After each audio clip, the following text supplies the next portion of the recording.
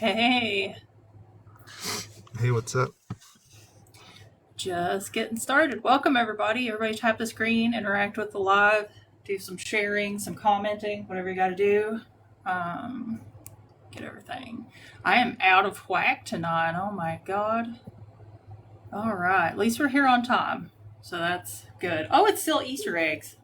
Cool.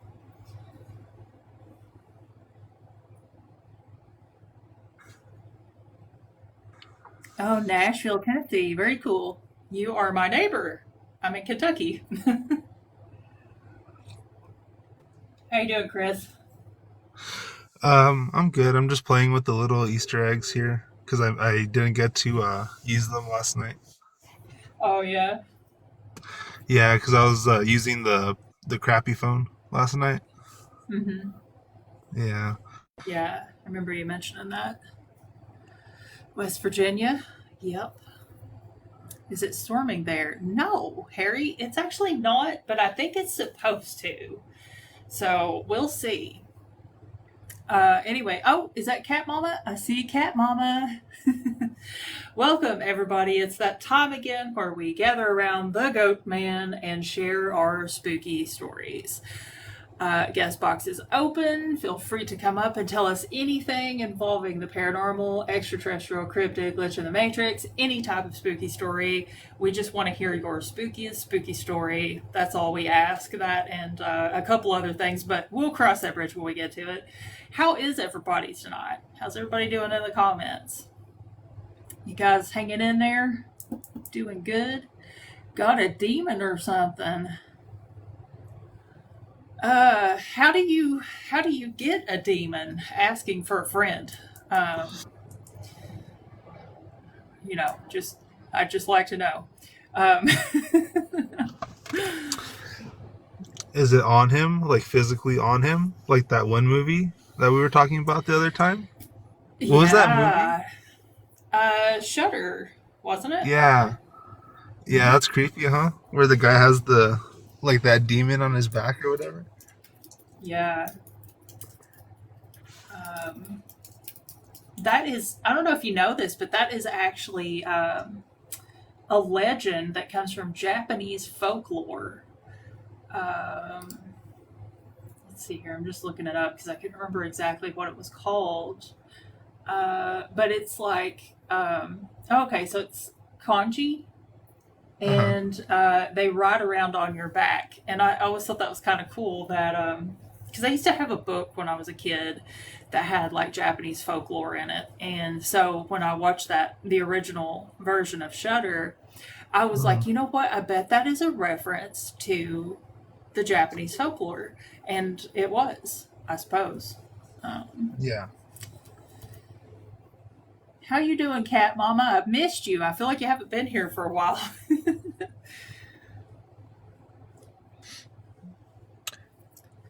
Well, she was here yesterday. Yeah, yeah, it was, God, it was busy in here last night, you guys. I feel like after the stream, I was like, I didn't even get to talk to a bunch of people down in the chat. I was so scatterbrained. You're going to have to do a lot of talking tonight, Chris. I'm low on razzle dazzle. Oh man, Like, we'll see. Hey, Cat Everybody. Mama. hey, what's up? Um, I just want to make a little PSA real quick. Um, apparently we had like a lot of trolling yesterday, and I'm just gonna say this. This is a safe space for everybody. We get a lot of people that come up here and say, I've never told this story before. I didn't want anyone to laugh at me. I didn't want anyone to think I'm crazy. But this is a safe space to tell your paranormal stories, and I would like to keep it that way. So, you know, if we have some trolls that want to come in here and waste time, I let Sarah handle that because she knows, she's the host, so she'll click them off and get them off, and but the thing is, like, what I don't tolerate is there will not be any disrespect towards people who are trying to tell their stories in the chat. And I'm not trying to be like a god or whatever, but I'll give you a couple of times to hang yourself before I hit that ban hammer. But I just want to keep this a nice, safe space for people to tell their stories. And that's all I wanted to say.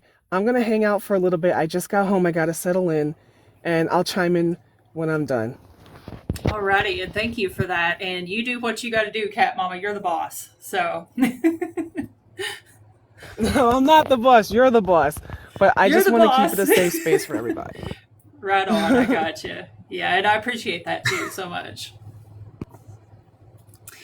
Um, yeah. So you all better listen to Cat Mama tonight. She ain't Listen to playing Cat. around. All right, guys. Guest box is open. If anybody wants to come up and tell a spooky story, don't make me Don't be tell shy. one. It'll turn into a rambling mess. Tell him. Tell one? Tell him. Tell us one. I always try to think of a short one, and then by the time I've thought of one, somebody pops in the box. So it's like, do I? Do I not? I don't know. Should I? Eh, it's gonna take a while. It probably won't take a while because it's actually, we're off to a little bit of a busy start tonight. Everybody tap screen, send some Easter eggs. It's still Easter eggs. I love that. Hmm. More Easter eggs means more people, means more ghost stories. And if you have a spooky story that you want to share, feel free to send a guest request. Come up, tell a short spooky story. We will listen to you and we will enjoy it. And yeah. Um, yes, 5,000. How about you, Chris? You tell us something spooky. Oh, didn't Me? you research something? Didn't you like Did I? some scary something or another? I told you my razzle dazzle is fading today for some reason, so you're gonna have to help me out tonight. I have a couple Kentucky cryptids that I can ask you about. Okay. Let me pull them up here. What about? Are you familiar with the Lizard Man? Which lizard man? Because I think there's a bunch, isn't there? Well, there's a Militon. Is that how it's pronounced? Militon lizard. Uh, but that's different. No, there's like a lizard man.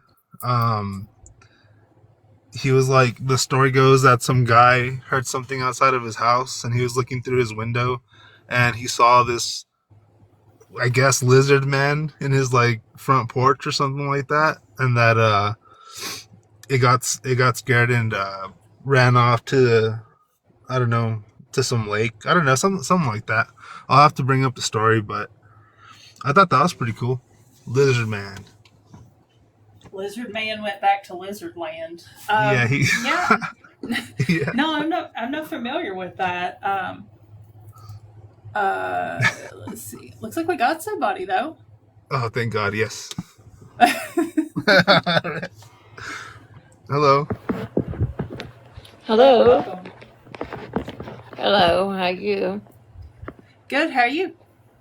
Just great. I have a really good story too. Alrighty, let's hear it. This happened to me. Okay, I had a guy that I knew that he was staying at my house, okay? All right. I wanted to tell him that I was going to the store to get my medicine. And I was looking all over him to tell him. I couldn't find him anywhere. So I said, well, maybe he went down to Rick's house, talk with Rick. So I just went ahead and went to the store. And I came back from the store. And I'm calling his name, Jim, where are you? I'm looking all over for him. And I look outside the back. There he is, laying dead in front of my gate, back in the backyard, in front of the gate. Okay, but this story doesn't end there. I tried taking pulse. He was dead. He was just stone dead because it was his body was completely rigid. So they came out and I was crying and everything, and they came and took his body and everything. Okay, this was either the day of, or the day after. I don't remember exactly. It was a traumatizing time, but he was a very good friend of mine.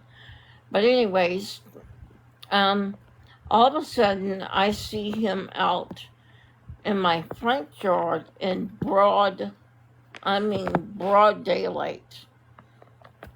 And he's on the ground looking for something. And I'm like, holy Moses. I'm like shocked that this is my friend Jim that died in my backyard.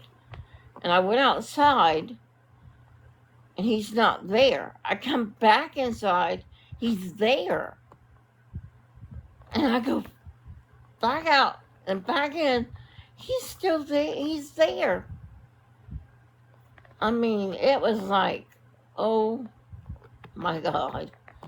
I could not believe it. But this is a true story. This happened to me. But I just want to tell you that. Yeah, that's really disturbing and Yeah, it's wild. yeah.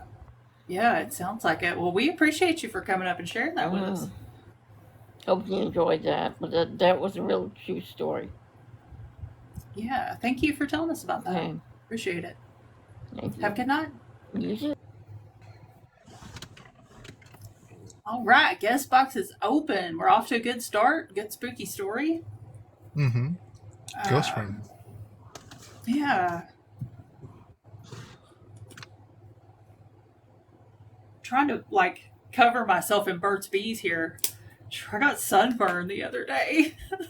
I went in the sun for 8 seconds and I was like, shh. Burned to a crisp. But you know how it goes for me. So, still talking about Lizard Man in the comments. Let's see. I have some more here. Yeah, let's hear them. The little people? I don't know. I feel like is there? It just says the little people and has a picture of a gnome. Yeah, I am a vampire, Harry. It's true. No, the little people. Yeah, that's like what Ali talks about, and Druid. Vic has mentioned it, and lots of people have talked about it. And my grandmother, she used to have this thing where she would always say that, like, before you throw a pan of water out into the yard, you have to yell out and say, "Look out, little people," so that the little people have time to get out of the way, so that they know the water's coming. So you don't drown them. And then also when I was little, me and my mom used to put snacks and stuff out for like certain trees. If there was like certain types of holes in them, she'd be like, "Look, there's little people living in the tree. Let's put up some stuff out there." And, yeah. When you mentioned the water, that reminded me of a video I saw where there's like a ghost making a lot of noise outside some guy's house. So he like took a pot of boiling water out there and threw it on the ghost to like shut it up, and it worked. Did you ever see that video? No. That sounds like a bad idea, though. Let's see here. You know what? I actually don't know the story of the Pope Lick monster. I've heard it. I've heard the name, but I don't know the story. Yeah, there's quite a few variations of the story. I'll tell you the variation that I like the best. Basically, so the goat man lures people to their unalive, we'll say. He lures them in through the woods and then off of a cliff. And so a lot of people say that they have experienced the goat man, and sometimes he plays music, sometimes he sings, sometimes he calls your name until you follow him. Like I said, there's a lot of variations. And this is pretty close to Louisville, Kentucky. So what I think is really interesting about this, and that nobody really ever like combines these two stories, but I think it's super interesting that they also had a story in Louisville about oh no cat fights, children. Cool it. My cats are ripping each other's hair out already. We just got started. It's a little too early for this, kids. Anyway, there is a big cemetery or like a park somewhere nearby. where the bridge is, where Goatman lives, because he allegedly lives on a train bridge. And they had a big statue of Pan. And if you know anything about Pan, the Greek god, Yeah. he's half goat. And a lot of people claim that he, like on a full moon night, Pan would come alive and come off of the statue thing, the base, and he would go on a walkabout in the moonlight playing music. And I think it's interesting that he went missing. He vanished. Like the statue actually disappeared. So Uh-huh. I don't know what's up with that. But I think it's just really fascinating that you have like a Minotaur legend and then like a Goat Man legend. So it's like, Yeah. you know, if there were any truth to it, could we possibly say that Pan and the Goat Man are the same? Just Right. something to think about. But yeah, yeah, lures you to the bridge. Yeah, absolutely. That's part of the legend. So, and hear that guy? Can you please bring back? I know, Holly. Oh gosh, that cracks me up every time I think of it. And you know what I was thinking about is that one lady that came up last night. I swear, guys, that was the scariest story I've ever heard. The lady that was walking alone on the highway by herself. That was terrifying. It I thought was. about that all day. Yeah. Yeah, Someone asked if you're Irish. I am. Oh, there Yep, you extremely. go. That's why I can't go in the sun. Yeah. Let's see here. The lizard man was from, I don't know how to pronounce this. Is it Stephensport or Stephensport, Kentucky? Never heard of that? No, I haven't actually. Let me.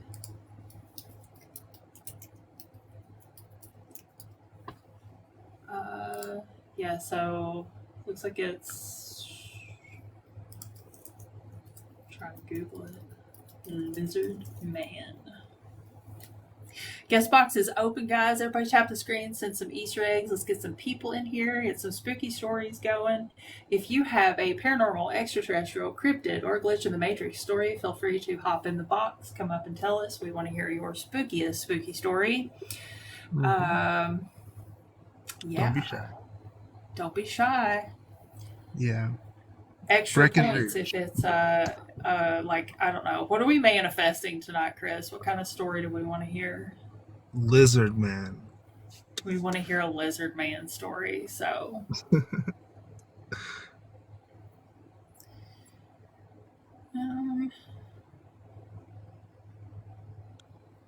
Let's see. Grave diggers? I actually have a video on the gravedigger. Oh, do you? Yeah, Yeah, I saw it. I'm just seeing if you I knew. sure do. Just making sure. Well, you know, the thing is after a while I forget which videos I made, so you could Uh-huh. definitely trip me up there. Speaking of which, I made a river monster video, and Mm-hmm. I don't know, it's DOA. You guys, you'll have to go over to my page and interact with the river monster video. Give it a watch it all the way through, and click like on it, share it, whatever. Because I think I know what it is. TikTok is wanting me to pay to promote, and I'm not gonna do No. it. Yeah. Yeah, they keep sending me emails and stuff like, oh, like here's the coupon. Like, I'm not going to use it. I'm not going to pay you. You're going to pay me, TikTok. Right. So if you guys would check out that river monster video sometime tonight, and let's show TikTok who the boss is. Yeah, they've got this promotional thing, and it's like it's crazy. It's very crazy. I don't know. I'm not paying them though. Whatever. They'll never get a cent out of you. Not a red penny. Harry, you get them too. Yeah. Yeah, it's crazy. What are you guys talking about? I'm not going to do that. Anyway, we're here to talk about the paranormal, guys. If you're new here, we do Mhm. spooky stories. We want to hear your spookiest spooky story. In fact, if you have something that you want to share, maybe a ghost story or an alien story you've never told anybody before, come up and tell a bunch of strangers on the internet.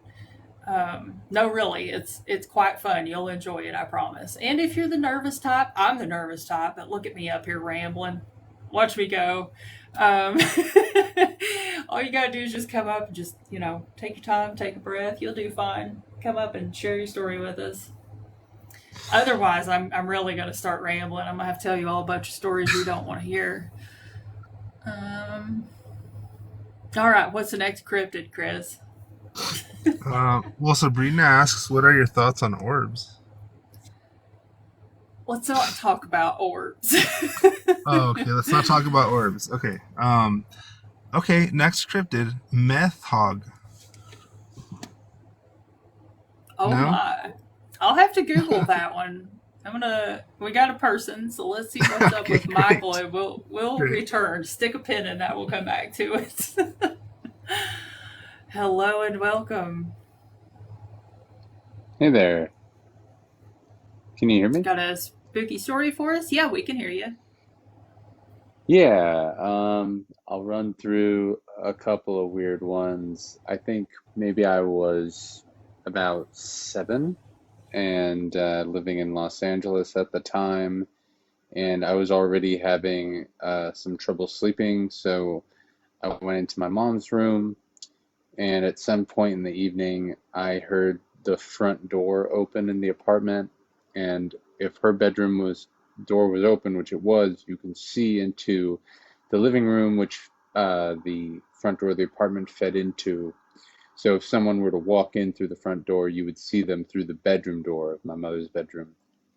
Um, so I heard the front door open, and I saw a man in a just with a completely white face and no eyes, just black where the eyes would be, enter the space, and then he looked at me, walked in to the side of the bed that I was in, and pulled the covers over my face, and um, I waited there for what felt I can't recall how long it was, but I just stared up at the sheets for some time, and eventually I lowered the sheets and no one was there, but there were a couple, like 2 or 3 like bees on the bed sheets, and I started to scream and swat at them, and that was our evening for the rest of the night, taking care of these bees. So I don't know what to make of that, but that was something that happened. Yeah, that's really strange. I've never heard of bees just popping up like that. Yeah. Um, and I have one more that's kind of quick, but it's up to Yeah, you. yeah, go for it. Sure. This was maybe Yeah, go. 6 years ago, 7 years ago, and I was taking a nap on the couch, and I woke up. I couldn't move, and there was a an old woman in my living room where the couch was, like in a long shirt or like a night dress with really just like gray frazzled hair, just like kind of sliding around the kitchen and like muttering to herself. And I couldn't move. And eventually, by the time I could move, she did disappear. But I was just like with my eyes open, staring at this person shuffling around the space, just muttering to themselves. So now this was like an apparition, right? It wasn't somebody crept into your house or nothing.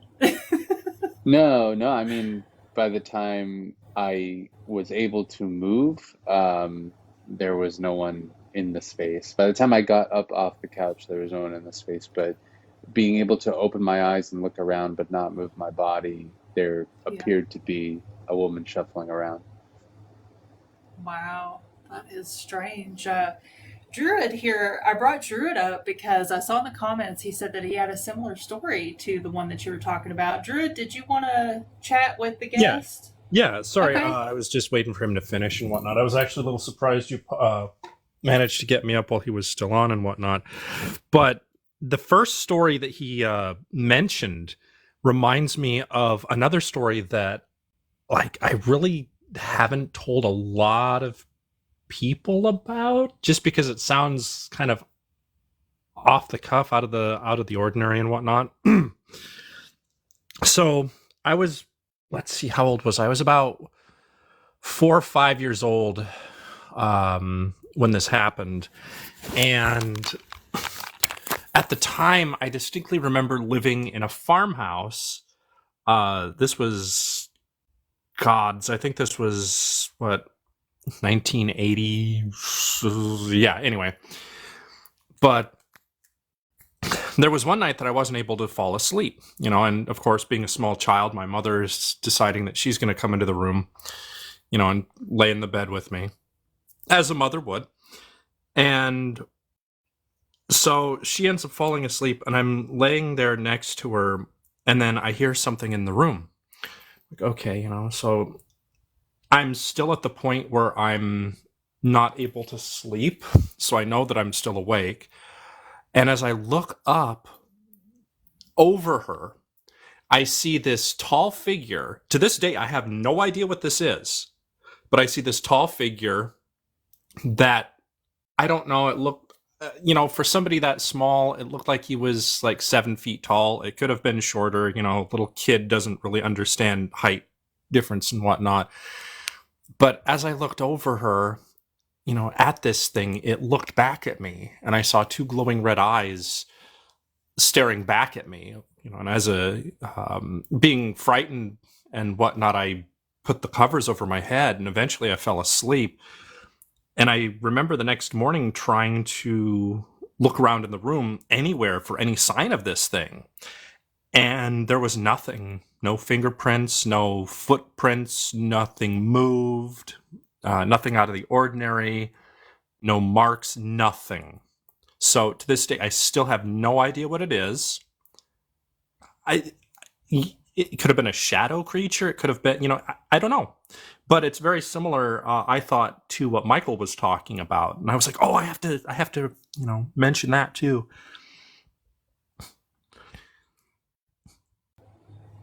Yeah, so there you go, Michael. There's a similar instance to what you experienced, which is kind of neat. That's wild that you went through that. I don't know how to explain that or what I shared, but Yeah, I mean, there's no yeah. logical explanation. I don't know if it was psychosomatic or a trick of the mind or what it was, but there was nothing that I ever remembered that the next morning when I was looking around that showed any indication of anything there. Like, I can still photographically remember the room in detail. I feel like those kind of moments are hard to forget for sure. Mm-hmm. Mm-hmm. And then also, just for like off the topic reference, if ever anybody has any interest in learning more about things like Celtic folklore and the Fae and whatnot, just let me know.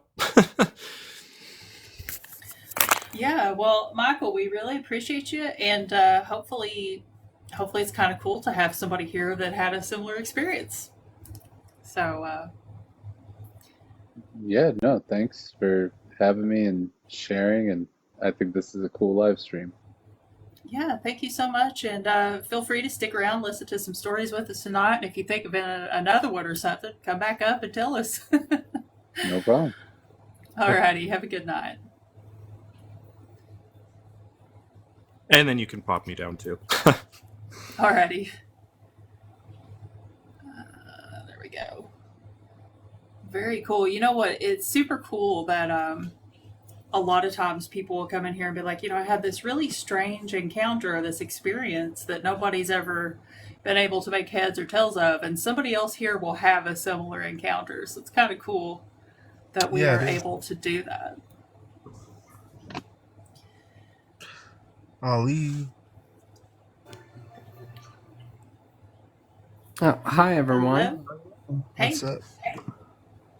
up? It's been a day, um, drained of energy, I would say. So I've just been kind of like chilling. But I did get a couple of us did get a legit reading done earlier this afternoon, and it's just what was confirmed. Nothing is certain. They're all like just shimmers, like in the blinds. It's all just different energies are coming open. So, whatever it is, spiritual activity is heightened for anyone who is more sensitive or is a magic worker on the count of the veil is extremely thinned.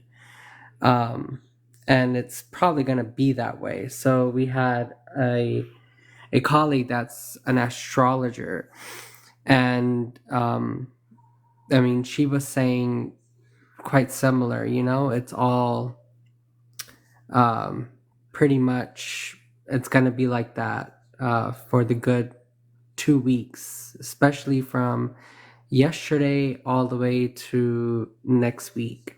So we have to just tie our seatbelts and stick around. Activity wise, again, now nothing really happened in my room after that, probably because I just did a clearing.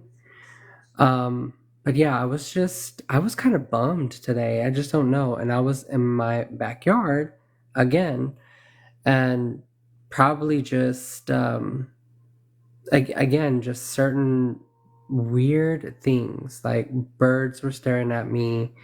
Again, the three ravens and a card. Bones were pulling up a cards of the three pentacles and stuff like that. Was it Blue Bodhi? Well, who's Blue Bodhi? I'm not too sure. I'll get back to you, Druid. Um, but I just. Oh no! I know who you're talking about. No. I do mine with some very very old workers when I go for readings. But no, it's just no. It wasn't her. She's an Indian. She doesn't have a TikTok. Let's just put it that way. The astrologer that I'm friends with. But no, it's just been weird. Like the three ravens, they mean something. So three crows, they weren't ravens, but those three ravens, or oh my god, I keep saying ravens. They were crows. Those three crows from Sunday that were just staring at me like they were possessed. So that is significant. And I've been seeing threes everywhere. And I recalled and I've been seeing threes everywhere. And so all I know is there's some huge, significant change happening. Good or bad, I'm not too sure. So there's nothing certain prophecy wise. All I know is that can be personal, or it can be around me, or it can be on a much more massive impact globally that it could, affect us. So yeah, there's some sort of growth going on. There's some sort of big change coming. So that's that. Um, and as far as apparitions, I felt presence throughout, but nothing seen today.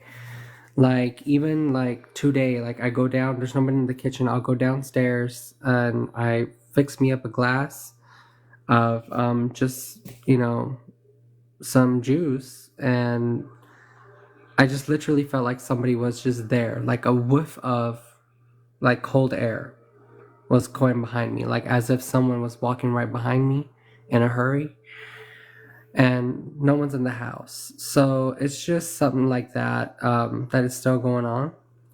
But yeah, just to give y'all that update. But I hope you had a lot of good scary stories today. Just drained up on energy. I do have one old story that I wanted to tell you. um, revolving around a raven head or a crow head. So Thoth is a god in the Egyptian in the Egyptian culture. So it could have been this. This was probably like 10 years ago for me in particular. Um, I don't know. Just the last week has reminded me of this. So just about 10 years ago, I had an experience. I don't know if it was a dream state or if it was what exactly. Couldn't tell you if I was awake or if I was asleep, but I could say that it was in my old home, and somehow I walked and ended up in the backyard. Now, these are some of the stories that I really don't tell anybody, but I walked, somehow ended up in the backyard. Again, I don't know if I was sleeping or if I was awake. Somehow I got there. I don't know if anybody has experience with sleepwalking, and if you do, like, do you kind of see yourself go somewhere? I don't know. But yeah, like, I ended up being in the backyard and it was kind of like stormy. Parents got freaked out at that time because they found me there. And the apparition I saw was a very large, tall body, and the whole head was of a crow or a bird. I forgot what this creature has said to me. It didn't feel very malevolent at all. I don't know if I was scared. I felt petrified, but I don't know if I was so scared. All I know is that is the experience I had a long time ago, and that's the only time that I've ever like felt a little crazy because I thought I had some neurological problem, because how did I end up being in a bed and then ended up being in my backyard? So yeah, just wanted to share that and see if Druid or anyone else has had certain similar experiences. But see, any experiences that I've had, at least in the most recent years or even the 10 years or going back, is I was conscious. Like, even in the subconscious state, I would know where I'm at, what I'm doing. But here was one of those things like, how did I get blacked out drunk? And I walked around, and I couldn't drink at that time. So it was kind of like those kind of things. And that similar feelings kind of like happening like now. So it's a little bit groggy.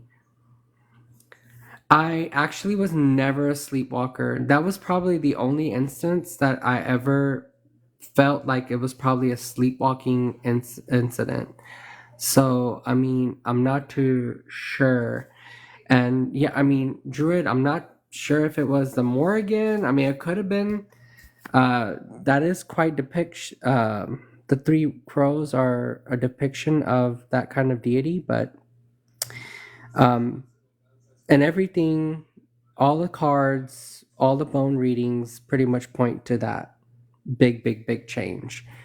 To whom or to what, it's related. So that's kind of like the overall spookiness that has happened recently.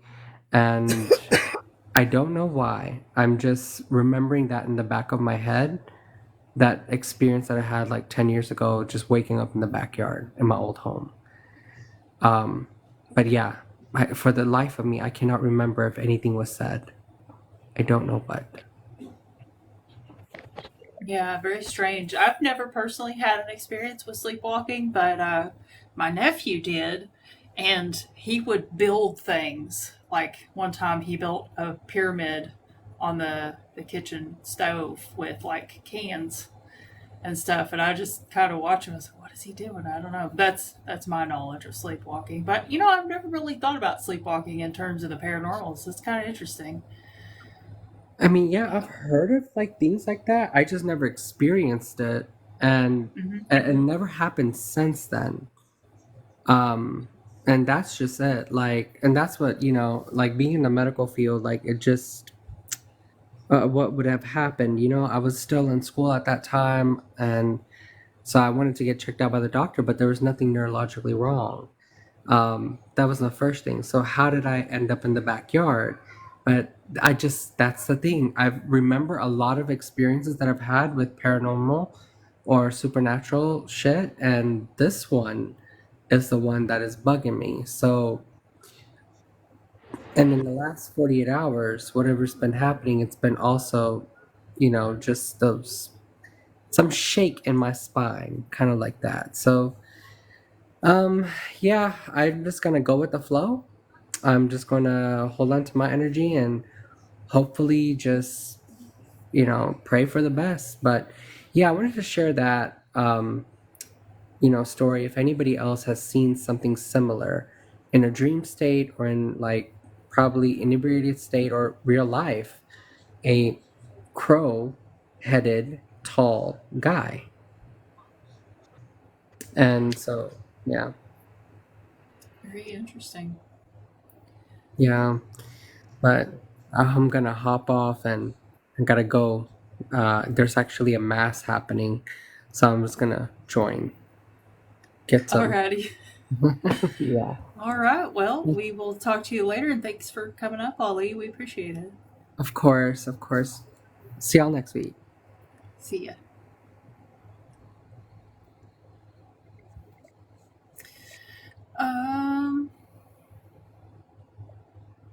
Let's see. Did we have I think we had another guest.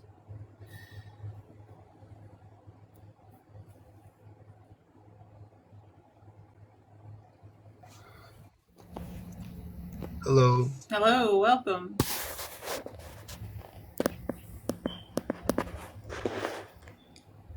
Hello, can you hear me? Hello. Yeah. Okay, great. Thank you for letting me come up. Yeah. Absolutely. You got a spooky story for us? I do. And I would just want to know if anybody else had any experience with shadow people.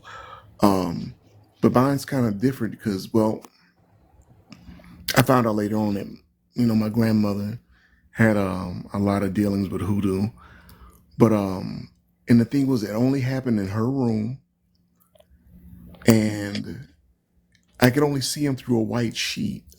So, whenever my grandmother was, changing her sheets, we would play around the bed, and I would run up on the bed and throw the sheets over my head. And the thing that I noticed, and the things I wasn't frightened by them.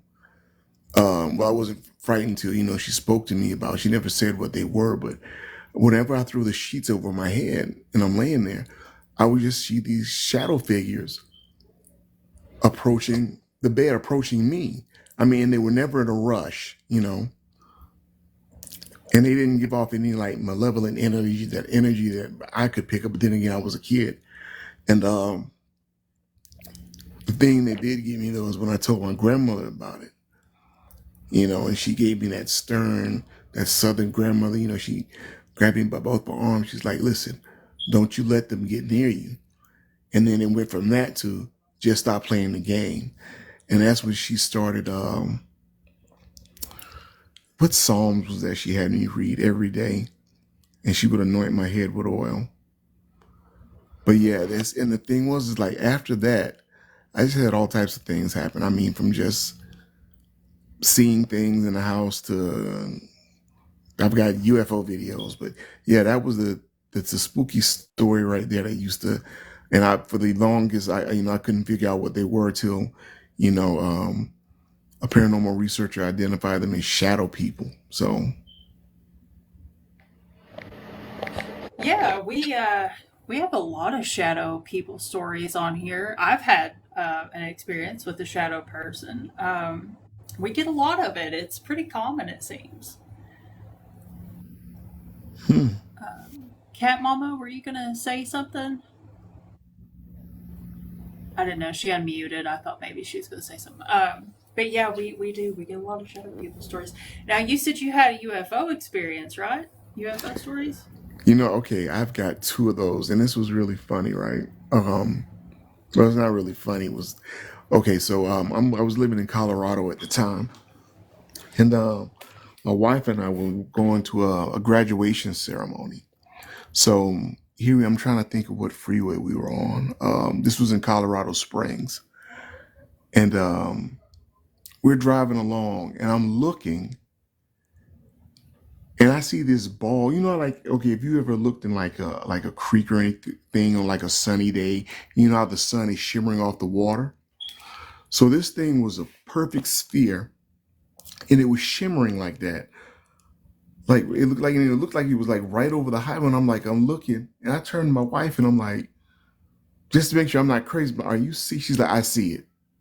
So I'm driving, and I had a Samsung tablet at the time, and I'm trying to record this thing. And and it was just like, I just couldn't believe what I was seeing, you know? Um, Eventually, I have it on my MacBook now, but and that was just one of the ones that blew me out of the water. Another one was, I was on the phone with my best friend, and it was pitch black, and this was in Raleigh, North Carolina. And I'm standing on the phone and I'm talking with him. And it looks like something from like one of those bad B movies. It was just like this ball of fire just moving across the sky. It wasn't zipping or zooming or anything like. It was just a ball of fire. And it was just moving, like just casually moving across the sky. And I'm just like, wow. Like, well, and that the first thing that came to mind is if anybody's done any. I see somebody mentioning them being a demonologist, but another name for the demon folk is called the jinn. You know, that's a really an Arabic term for demon folk. You know, because it's said in from the Islamic religion that there were three that were created. One were angels, and they were made from light. And there was man. Man was made from, clay, but the jinn were made from smokeless fire. So, and that's the thing and I've had my dealings with jinn, but that's the thing that just came to mind when I saw that going across the sky. I wish I could have recorded it, but I didn't have anything to record it with. But I definitely have the video of the UFO. Yeah, Chris, does that kind of sound like your UFO experience a little bit? Um, a little bit, yeah, actually. Yeah, so Chris, my co host here, he had kind of a similar thing happen to him one time. Um, but yeah, I don't know if you want to tell it, Chris, or like kind of throw it out there a little bit. Well, just really quick, what I saw was really strange. It was just kind of like a ball of like plasma, and we had a guest that said the same thing. I don't know if you remember, Sarah. They told us a similar story, but it was just Yeah. kind of like, yeah, it was just like it was like greenish or bluish in color, and it was dripping like whatever this stuff was made out of. It was like dripping, and it shot up into the sky really quick, and it left a little trail of whatever that stuff was. So, yeah, it was really crazy thing to Mhm. see.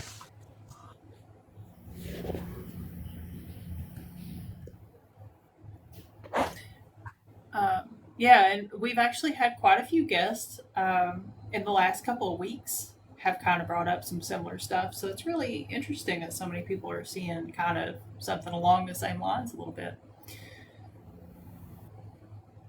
Wow, that's something to think about. But I thank you for giving me a chance to share my story. Yeah, thank you for sharing that with us. We appreciate it. Yeah, All right, very cool. We are manifesting lizard people tonight in case anybody is interested. Any takers? Anybody got a lizard person story? Probably, maybe not, but I mean, we manifested a Loch Ness monster story, so there's yeah. that. I think Lizard Man's cool. Yeah, Frogman's pretty neat as well. He is. I Um, like him. yes, we do need a lizard person emoji. That's a good idea. I'm always like, hey, Hmm. somebody give me an idea for some emojis or something. Yeah, we'll do like a lizard person. Um, I don't know how I'll fit all that in that tiny little box, but we'll figure it out. Any Dogman stories? We do have Dogman stories on occasion. Yeah, we do Yeah. have some. It's been a little while though since we've had one. I feel like Yeah. there is a hat man emoji. Yeah, we do have one. Mm-hmm. It's not very good though. I need to redo it, but it's hard to get them to where you can kind of see what they are. There's a hat man. I don't know if it's.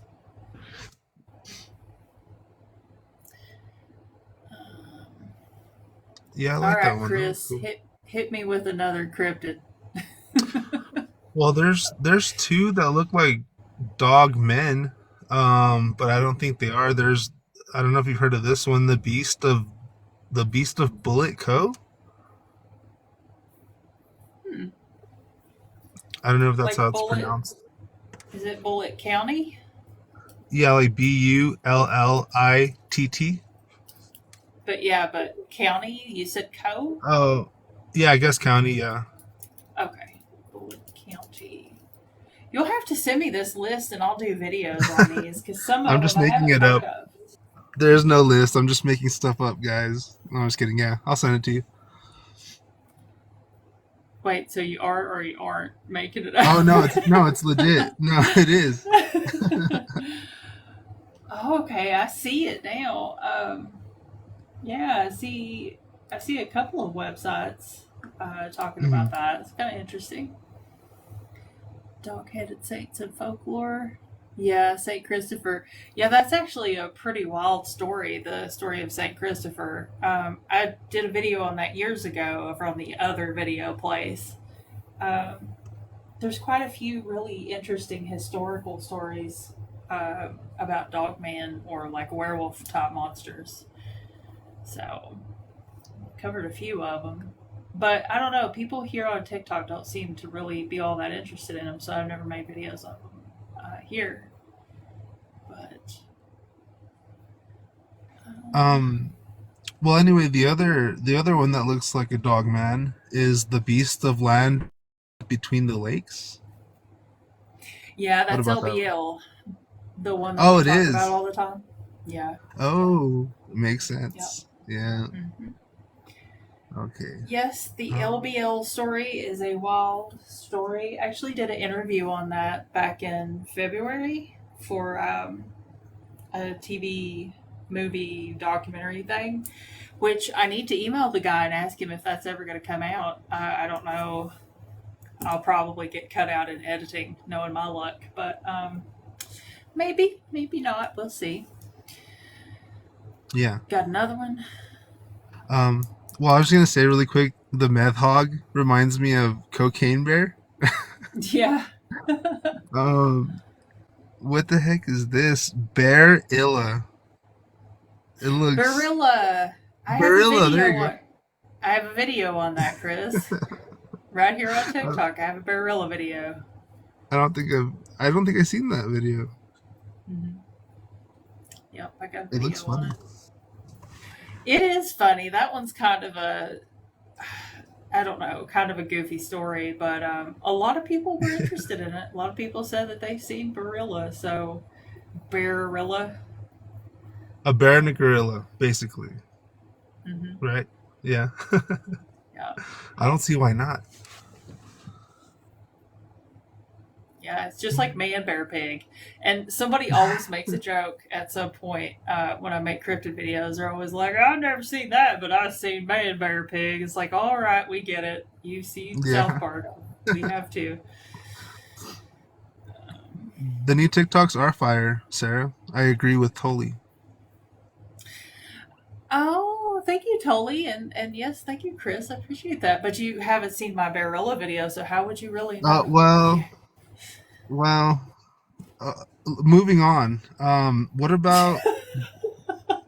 Well, I got a couple more. What about devil monkeys? Devil monkeys. Yeah, sounds interesting. Devil monkeys. Where is there such a thing? I don't know. Like in the southern Kentucky. Are we talking eastern or western? I don't know. Like the bottom I don't know. I'm just looking at the map. I don't know anything. All right, let me Google it. Devil monkeys.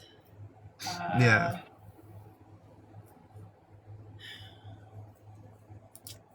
I don't know. I don't see.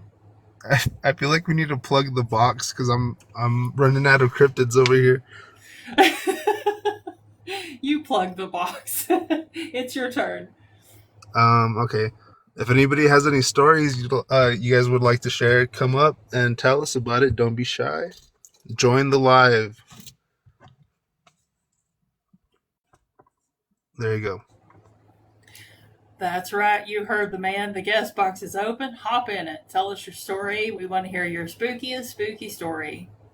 It could be about the paranormal, extraterrestrials, cryptids, glitch in the matrix. It could be about your weird cousin for all I care. As long as it's spooky, we want to hear it. Yeah. Tully, can you hurry up and get 200 followers so you can replace me as co-host? Because I'm struggling over here. Did you look up the devil monkeys? I did, and I'm not finding a whole lot of anything, so you'll have to send me what you found. Okay. Well, there's Mothman's on this map. Have there been Mothman sightings in Kentucky? I guess. I mean, people say that that they see Mothman. So, Mm-hmm. Okay. well, you remember the guy that come up and told us the Mothman story a week or two ago? Uh-huh. He's from Kentucky. Oh, was he? I don't remember that. Mm-hmm. Yeah, I'm pretty sure. I'm like 93% sure he said that he was from Kentucky. Oh, okay. Huh. Yeah. So that would be a Mothman sighting here in Kentucky. Yeah. Why is there a Black Panther on here? Is that a cryptid? That is probably a Wampus cat, which is another cryptid in Kentucky.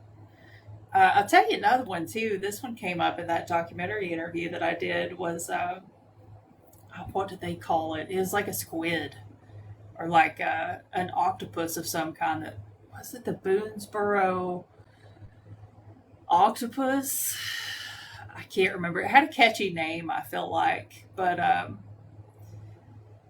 yeah, you'll probably run across that one. Yeah.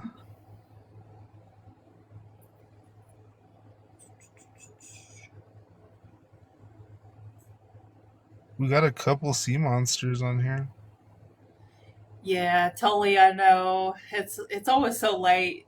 He can't come up, but like if at any point if you can't come up, hop up here and we'll just kick Chris right off. Yeah, I mean, I won't be mad. Bye bye, Chris. I'm just You don't even have to messing give with me a you. warning. Just block me. Just messing with you. Large tails. Oh, thank God. Hi. Hey, Large Tails. How's it going, Cat Mama, Chris, Sarah? How you doing? Good. I have a few. So, Chris wanted me to tell that story of that old woman that was looking down from the ceiling. Oh, And, yeah. So that story. Oh, hi, Harry. He's in the comments. So that story goes like this. One of my friends, I got some friends that are some cops, right? And one of them tells this story. He said, one of his friends or coworkers was going into there's a kitchen area of the jail on the Blackfeet Reservation in Montana. Anyways, she was going back to that kitchen and just doing dishes, cleaning up, tidying up around there. And she started feeling scared, kind of spooky, and she started looking around. Well, they have vents in there, but they're like an open style vent. They don't have those grates over them. And as she was looking around, just kind of scanning the area, something was off to her. And when she looked up in one of those kitchen vents, there was an old woman up there, and she was staring down at her. And she freaked out. Of course, she's law enforcement lady too. It was like part of their job to go back there and tidy up and whatever at the time. And she sees that old woman looking down at her, and of course, she runs, gets out of there, and goes and tells the other male officers, "Hey, man, there's an old woman up in that ceiling looking down at me. Can you guys go check it out and see what that is?" And so they go back there, and of course, they look all over the place, and there's no woman there. They look up in a vent, and there's just nobody there. But that's that jail in Browning. It's got a lot of spooky things happen there, and I mean a lot. And so another officer, another one of my friends, was telling me a story about that place, and he said for the inmates, sometimes they'll put them to work just doing maintenance or cleaning around the jail, and they'll log their time so that they can get time toward an early release if that's what they're working toward and that's what they want. And so they're doing this one night, and or one day they're doing this, and it's an all-day project because what they're going to do is in this one cell they're going to scrape the floor off. It's just painted cement, and they're going to scrape that floor off and they're going to redo it.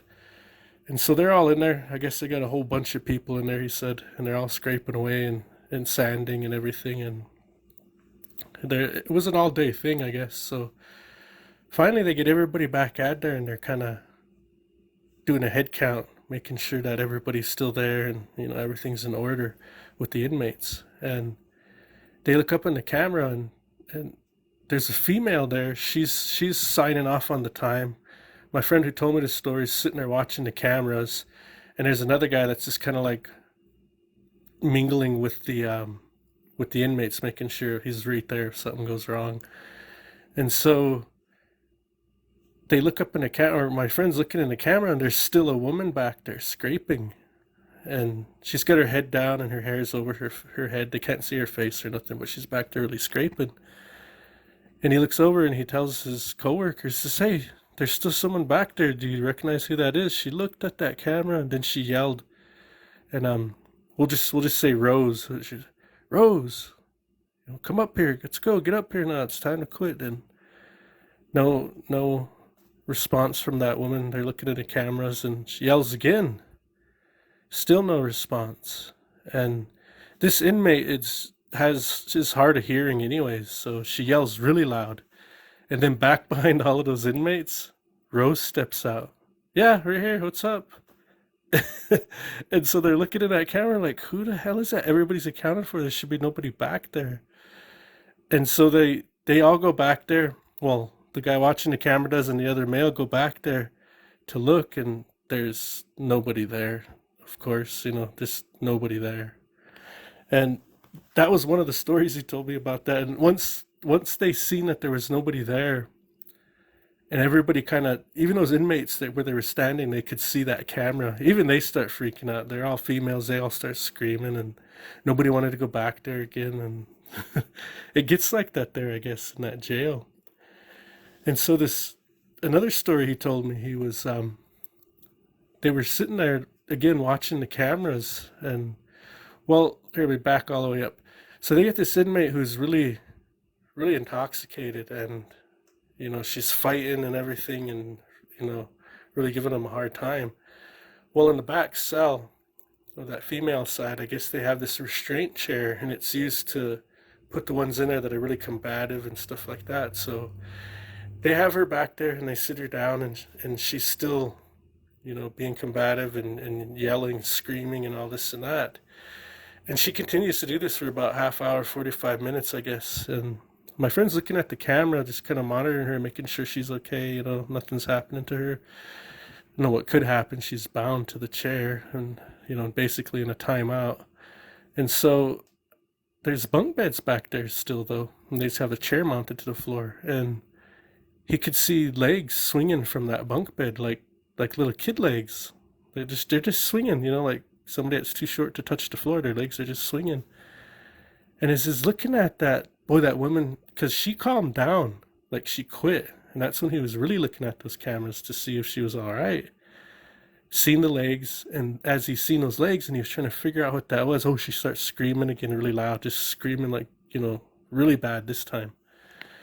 And so he gets up and he runs back there and gets into that cell, and she's just just crying and screaming, just let me out, just let me out of here, just let me out of here. He's like, what's going on? Like, yeah, we'll get you out. And she, there's a little girl in here. She's sitting on that in that bunk and she's swinging her legs. And she keeps telling me that she's gonna STAB me and cut my hair. And it just freaked her out. She's just screaming, and so they get her out of there and get her back, and she's okay. She doesn't raise hell after that anymore. But that was another story that he told me. And do you guys remember when I told you about the guy that unalived himself in the house, and the cops went in to go see him and everything? Yeah, I remember that. So, for the people that haven't heard that, I'll go ahead and tell that again because my next story ties into this story. It's basically a part 2. So, here was this house that was down by our boarding school on the Blackfeet Indian Reservation, and it's at the bottom of the hill. If anybody knows about that place, it's at the bottom of the hill and to the right, but it's not there anymore. That's where it used to be. It was a white house. And anyways, there was a guy that lived in there, and they haven't heard from him in a while. And so the cops got called to do a welfare check on him. And my friend that told me the story, again, was another officer, older than us. He'd be around my dad's age, 60s or so. Well, he went there to go respond, him and another gentleman who's a pretty big guy. And as they walk into the front door, they can tell that, he's covered his windows with black plastic, he said. And they try to get in the front door, no luck, so they go back to the back door. They try to get in there, no luck, so they come back around the front. And no answer from him, they're yelling and everything, and so the big guy finally kicks the door in. And as soon as he kicked that door in, all the flies just come pouring out really hard and fast. It's flies. And as they get through that cloud of flies and they kind of clear out, they can see him. He's sitting on his recliner, and there's red spatter all over the ceiling and all over the wall behind him and in the chair, and he's sitting in the chair, right? He had unalived himself right there with a pew-pew. And as they call the coroner and get him out, they're kind of looking at the scene, and they're, basically doing an investigation and checking everything out. And all the way down to the basement, there was braids of sweetgrass on each stair. A little pill bottle filled up with water, they think it was holy water, was on each stair. And at the very bottom, there was a door, and that's all sealed off. It had sweetgrass on it, and it looked like he was trying to bury or something from getting up from that basement, is what he told me. He says, that's what it looked like to me, like he was trying to protect himself from whatever was down there. He said, and we found notes, that he wrote, his final letters, I guess. And in those letters, he was saying, I can't make the voices stop. They keep talking to me. I can't get them to quit. And they told me to do this. They're the ones that made me do this. And, I'm paraphrasing, but that's what was basically in his letters. And so, okay, so the cop that responded to this, right, when this happened, after a while, they had renovated the house, did all of their bio cleanup and everything like that, and it was a regular place again. And these houses they would use for government workers or police officers, like police housing. They'd give them that house there as they were working for the police force. And he happened to get that house, this officer that told me the story, and he moved in there. Well, a lot of things happened in that house to them leading up into this story I'm about to tell. Countless things have happened. I'm talking possession.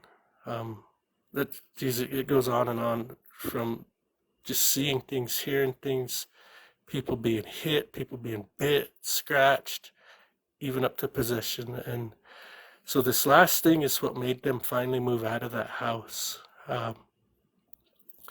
His wife and his daughter had left to go to town, and he was out there by himself. Well, they're gone for a while, in town, and when they finally get back, They go into that house and they find him.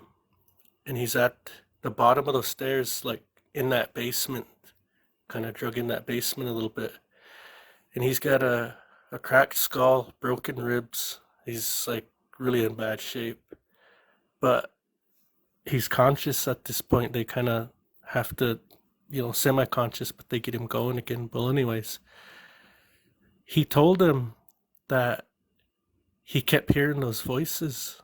He kept hearing them when they left. He told them, yeah, I kept, Nate, he was laying down there for hours, right? Before they get back, a couple hours at least. And so when he told them, well, what I remember is those voices telling me, hey, come down here, come down here, come down to the basement, come down here. And he said, no, I ain't going down there. I'm not going to listen to you guys. No, I'm not going to go. And finally, he must have just kind of got curious because he stood at the top of those stairs and he looked down into the basement and he was wondering what the hell is making that noise, or just then he gets shoved really hard and he goes down those stairs, and before he loses consciousness he's laying there and something's dragging him further into the basement, because you're just at the entry to the basement at the bottom of the stairs, and then something drug him further into it before he lost consciousness. And after that happened, they got him out and they got him taken care of, but that's what made them move out of that house finally. They were not going to go back to that house. And yeah, like I said, that house has long since been torn down and it's not even there anymore. And it was one of the more terrifying places down there, is that house. And if I hadn't mentioned this before, an interesting kind of tidbit is there were houses next to it before. And I remember I had a friend when I was in boarding school that lived in one of those houses, and they were already just a foundation left, everything burnt down around it. And he used to live there when the house burnt. And he had scars all over himself. He would show us his scars sometimes, just kids curious. He would show us his scars, and he almost died in that house too. That place is just horrible. I'm glad it's not there anymore. But there are more things down there too. Okay, so my other friend, who was a cop too, the one who I was telling you about, the jail, who seen that girl scraping and was watching the cameras, him. His dad was a cop too, so he lived down there in those other houses. It's not near that White House, that really spooky one, but across the way. Well, anyways, after that had happened, that incident with the man unaliving himself in there, he was curious, just a little guy, and it was still open. They didn't lock the door, and everything had been cleaned up and stuff like that, but they went in there out of curiosity, and they were just looking around and stuff, and he found a pair of fingernail clippers. And his sister told him, she's older than him, told him, don't take those now. Whatever's here is going to follow you. Don't do that. And he didn't listen to her, and he took those fingernail clippers anyways. Well, he took them because he wanted to use them when he was fishing, cutting line and whatever, just like that. He was really proud of I guess they were really nice fingernail clippers. And so one night he was laying in his bed, and it only took one thing for him to bring it back. And it wasn't bad, thank God, but he's laying in his bed and he hears tapping in that window, on his bedroom window, like somebody knocking on it.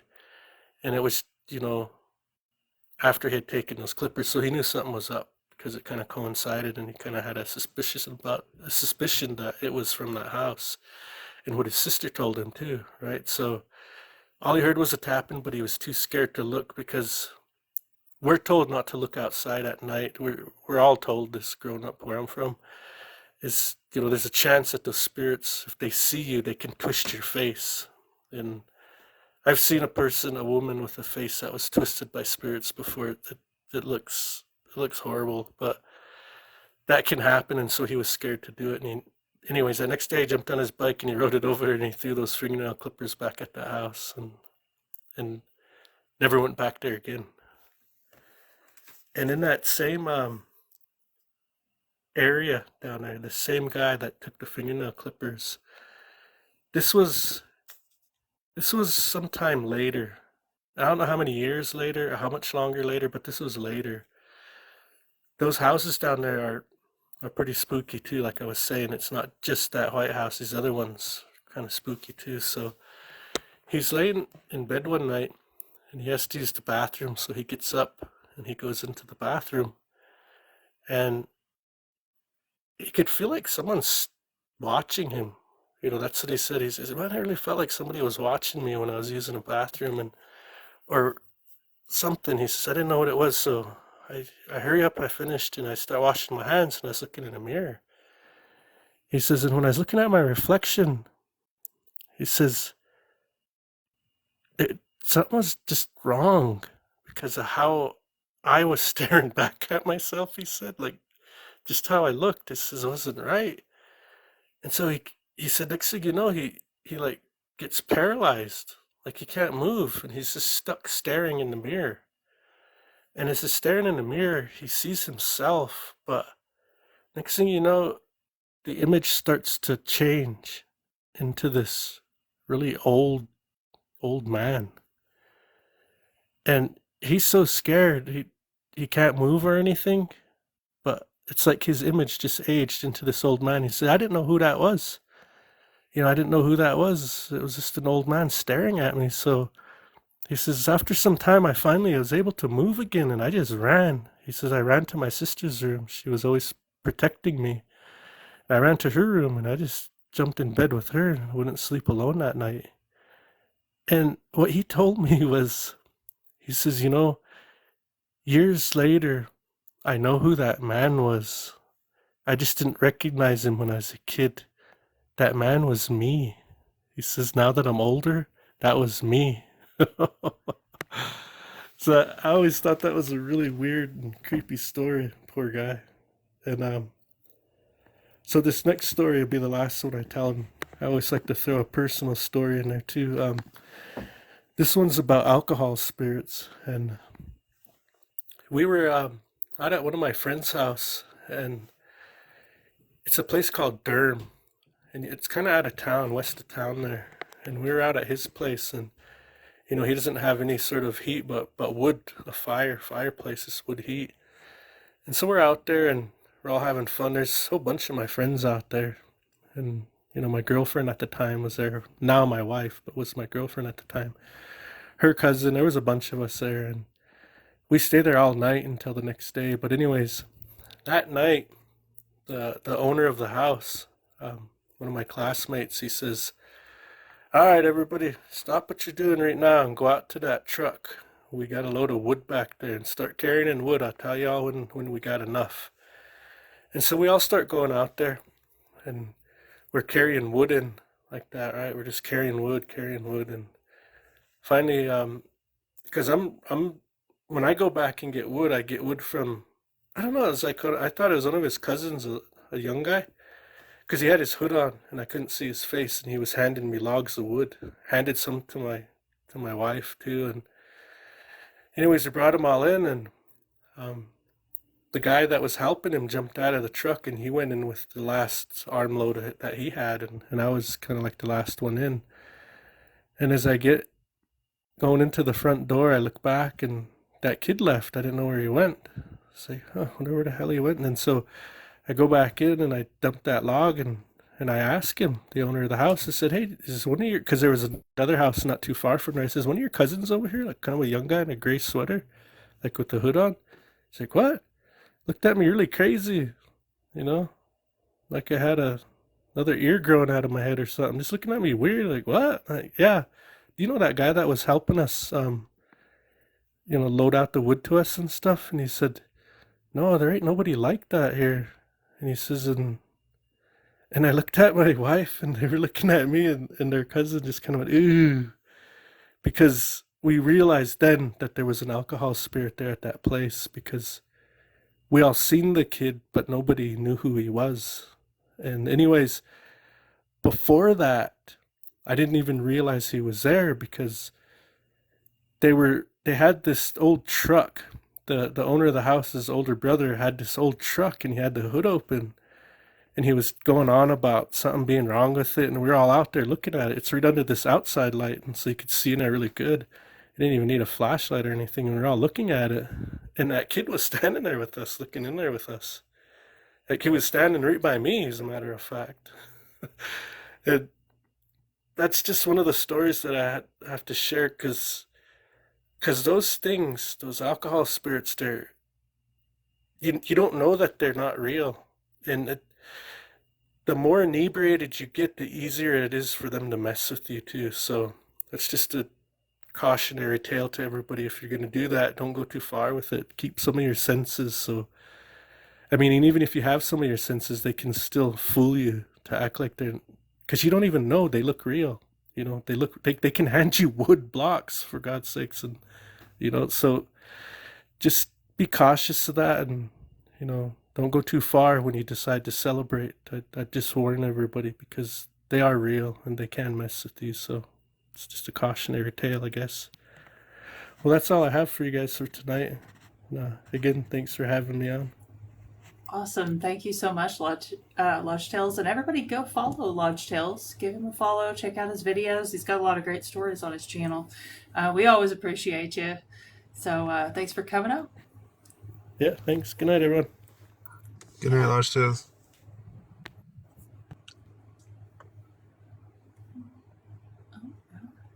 Yeah, Lodge Tales always has great stories. Yeah. Guest box is open, guys. Everybody tap the screen. Send some Easter eggs and some marshmallow peeps. And that's what I call my cat, Marshmallow Peeps. Her name's Pippi. And she feels like a marshmallow, so it just makes sense.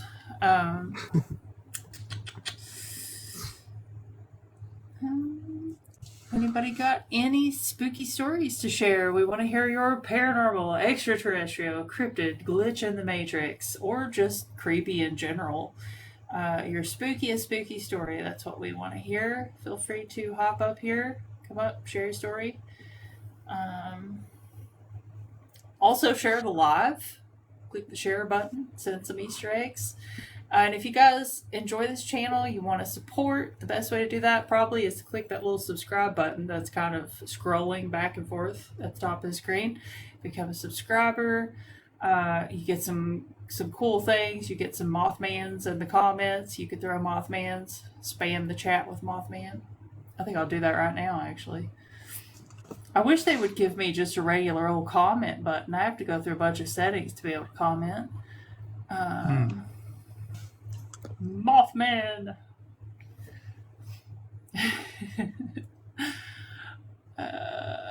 You got any more cryptids, Chris? Hold on. Oh yeah, I do. But Jessica Brooks, if you want to come up, you can. You just have to click the little button down there. That looks like two people. Yep. Let me see. I think I'm almost out. Let me check. Oh no. Give me a second. You've run out of cryptids? We'll have to do another stage. No. Wait, I'm not out yet. I don't think. Hold on. What the heck is this? A flying manta ray? Those are legit, though. Oh, well, I don't know. I'm just going off with the map set. Let's see. Did you I said Gravediggers already, right? Yep. Yeah, I think that one is actually a dog man. That's my personal hot take opinion on that particular picture. Well, this was a flying manta ray though. So yeah. I mean, I think when they say flying manta ray, that it's just because they come out of the water so fast that they kind of can fly for a few seconds or a minute, if I'm not mistaken. Well, whoa! What about this one, Octoman? Are they just making these up? Because yeah, I think so. He looks really cool though. I gotta send you a picture of him. Yeah. Let's see here. The Demon Leaper. Is that like Spring Hill Jack? I don't know. It looks like a gargoyle. I bet that's got something to do with Spring Hill Jack, which I also have a video on. Uh-huh. You guys be sure to go to my profile here on TikTok and check out my new river monster video that TikTok is pushing, pushing it to the bottom. And show it some love. Watch it all the way through. Click the heart button on it. And justice for the river monster. That's what I say. All right, we got a guest. Hello. Hello. Hello and welcome. Thank you. So I have a story from my childhood, and it involves this like little green man that which I mean sounds like a leprechaun. I know it wasn't a leprechaun, but I was about 7 years old, and leading up to this event, I'd been adopted out of a house that wasn't very good. And so when I came to this new home, I came with a lot of problems, right? And as a child, I would see this caterpillar or I called it a caterpillar. It was just like this black caterpillar that I'd see climbing on the curtains. And of course, I would scream, and they would be like, nothing's there. And so as I got older, I was like, okay, this is just, my mind. And so by the time I got to 7, the only weird things I ever noticed was like, we had this painting of Yogi Bear. I don't know if you guys remember the cartoon. Yes. Okay, so I had a mural on my wall, and it was Yogi Bear. And I remember when I was a little kid, I would watch the eyes on this mural just spin, right? And I'd be super, super tired, but I couldn't go to sleep because I'd be watching it spin. And then one night I'm laying down and I go to sleep. Okay. And at this time I was, my family, they were super Christian. I was going to church. And I remember, I don't know if it was a dream or not, but I remember waking up and just seeing this little green man picking cards up from the floor and putting them in this hat. Okay. I remember just closing my eyes and praying and like pinching my arms like this can't be real, make it go away. And finally when I opened my eyes, it was gone. Now the weird part is, years and years later, I was like probably 11 or 12, I remember talking to my dad. And I remember mentioning, yeah, I saw this little green man when I was younger because we were, we're just chatting. And he said, that's so weird because I would always see a white lady in the hallway. And up to this point, I didn't believe my dad believed in ghosts or spirits or anything like that. But it's one of those little bizarre things where I'm like, was it a dream or did I really see a little green man picking cards out of a hat? Simply because it was like, my dad had seen a lady in white in the hallway, so therefore, why wouldn't there be other things in the house? So, that's just an experience I had. It's just like one of those little weird things. Like I said, you don't know if it's dream, you don't know if it was trauma, so forth. Yeah, definitely. I've had some experiences like that myself. I definitely understand. It's strange, and it does make you kind of question, like, what exactly did I experience there? But yeah, that's still pretty cool, you never know. Pretty fun. I can just be like, yeah, I saw a little green man when I was younger. Yeah, well, there was a lady came up last night and had a really interesting story about a little creature that she saw when she was a kid. Yeah, so, yeah, when I heard that, that's when I remembered that from when I was younger. I was like, oh my gosh. Yeah, so there you go. Lots of people, people see stuff like this, and I don't know, I don't know what the deal is, but it's cool. It is. So, well, we appreciate you for coming up. Yeah, thank you for having me. Thanks. Thank you. Yeah, you never know. I mean, there's something to it kind of seems like. Hey, wait a second. Is this the Wendy's guy? I don't know. I don't remember what that guy's profile looked like. I don't either. This better not be the Wendy's guy. I'm gonna be so mad. I'm gonna be angry. What's up, Johnny? It's not connecting anyway. Seems like.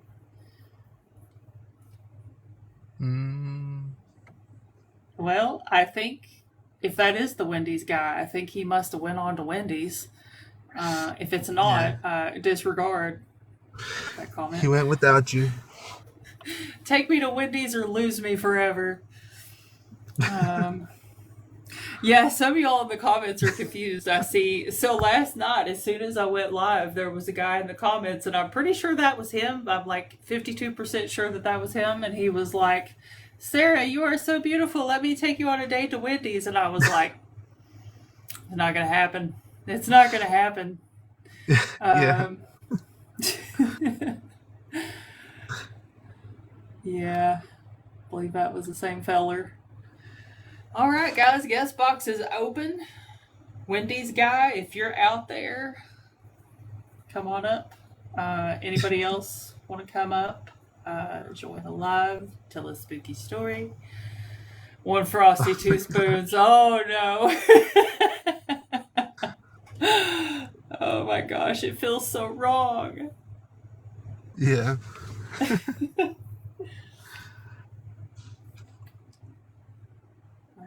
Let's see here. Yeah, you guys can like Lady in the Tramp with a French fry or something like that.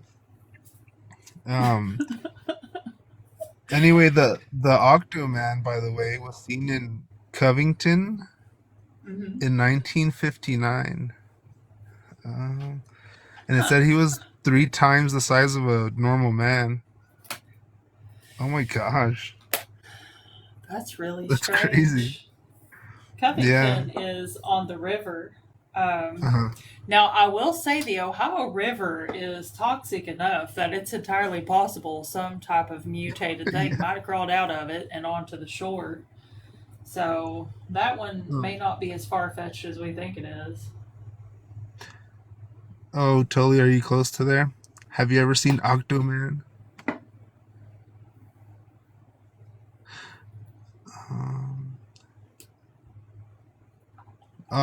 We're talking this guy to sleep. What guy? Age. Well, jump in the box, Age. Come up here and tell us one of your stories. We'll see how exciting it is. You'll see how difficult it is to run a live stream on TikTok. Yeah. He has 666 followers. He's pretty darn cool.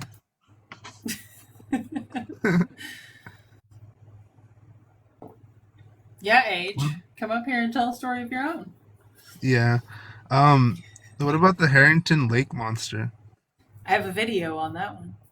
Yeah. Is it supposed to have a pig head? A pig tail and a pig snout. Yeah. Oh, huh. Yeah, it looks. These illustrations look crazy.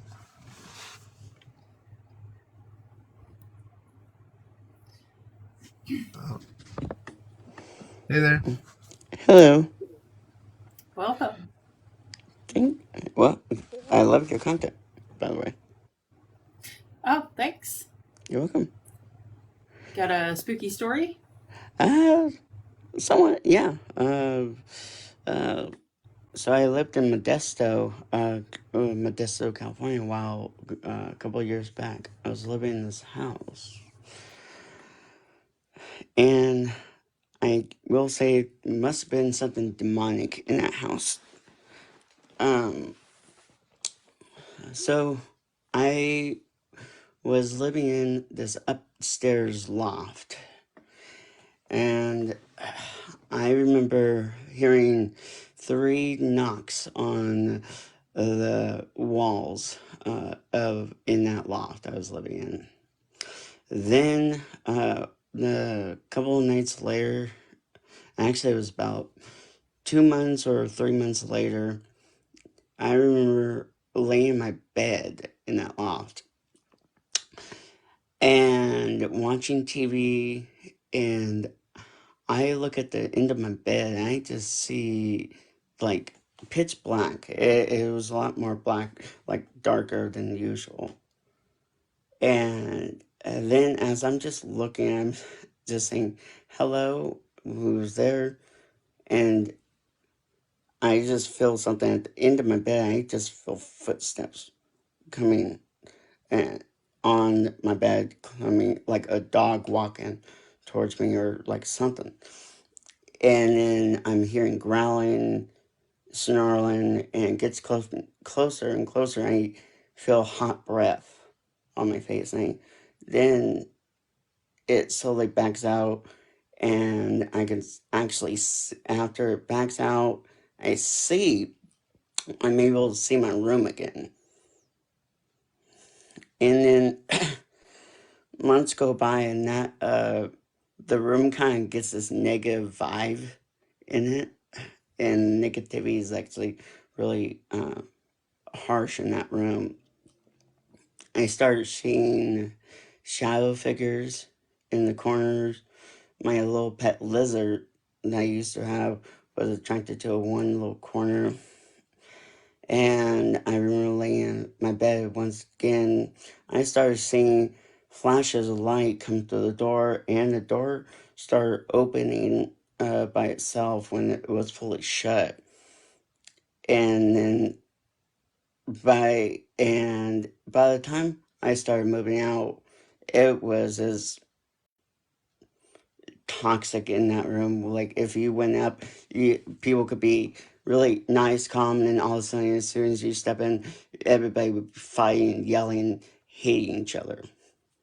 So never found out. I knew like some like seances and Ouija board stuff was happening in that room to try to get in contact with a dead relative or dead friend that passed away, but way before I went and start living in that room. But you know,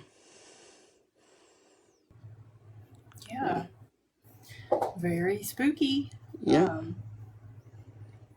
Yeah, definitely. Well, we appreciate you for coming up. Did you have Th- any other stories you wanted to share, or is that it? As for now, that's the only story I have, and thanks for letting me up to share. Awesome, thank you. Thank you.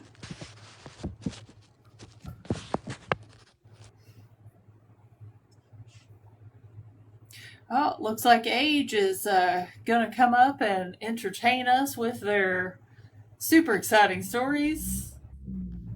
Welcome. Alright. Can you guys hear me? Yes. It's a little echoey. Um, can you hear me now? Yeah, we can hear you. Alright. I hope I don't, talk you to sleep here. I'm sorry. That was a joke. Anyhow, so shit. Oh god. Okay. This story is from a friend, and she's a good friend, and I just kind of want to share her story because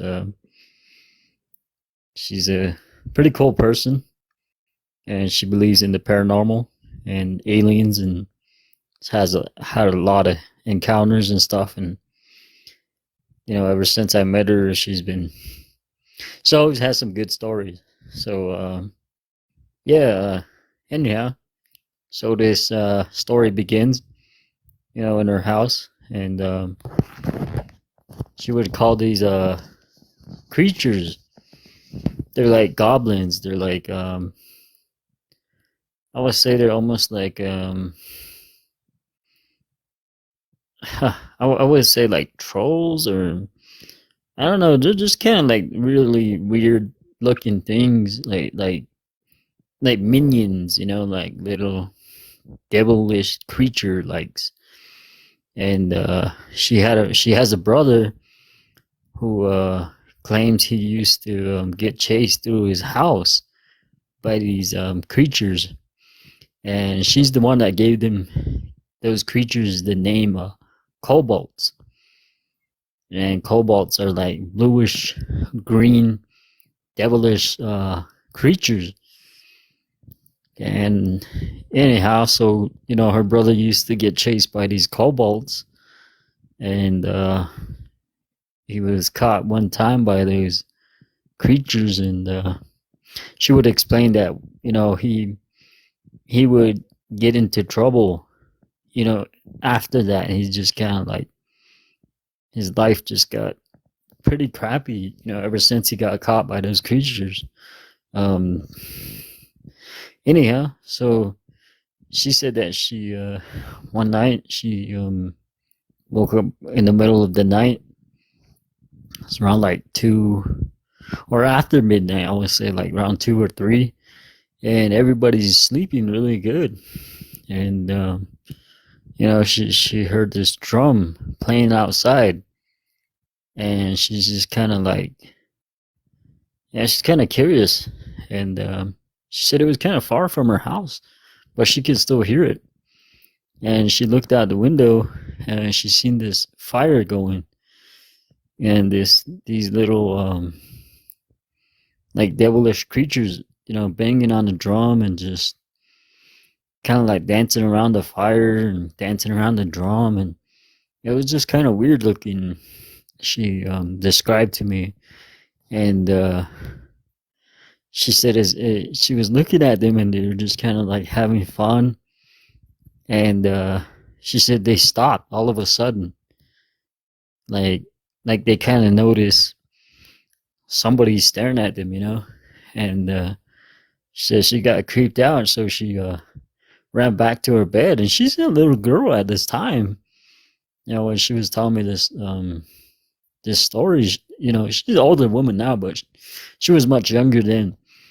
And so she ran back to her bed, and she just kind of closed her eyes and covered her head, and kind of peeking through the covers, and not looking at the window, and she said she could see these hands, these shadows coming through that window, the shadow, the moonlight of the window, like gleaming through the window. And she said you can see these shadows, like hands and like faces. And she said the only time she's seen them, so she named them kobolds, and she had claimed they were the devil's the devil's minions, like yeah. So it was pretty interesting, her story.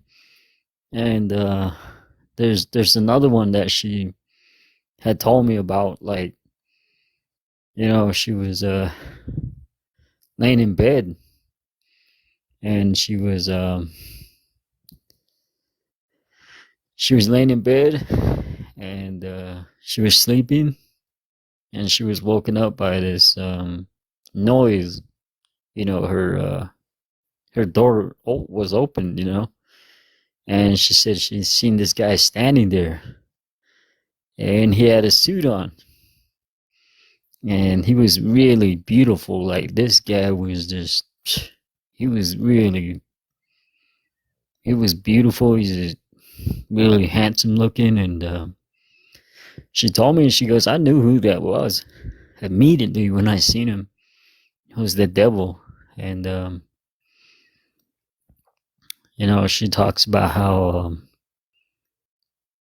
even before she seen that the devil, she said she was laying on her bed, and she had this encounter where all she had was her bed handles to hang on to, as her bed beneath her bed was like a portal, like to hell, and she was just trying to hang on.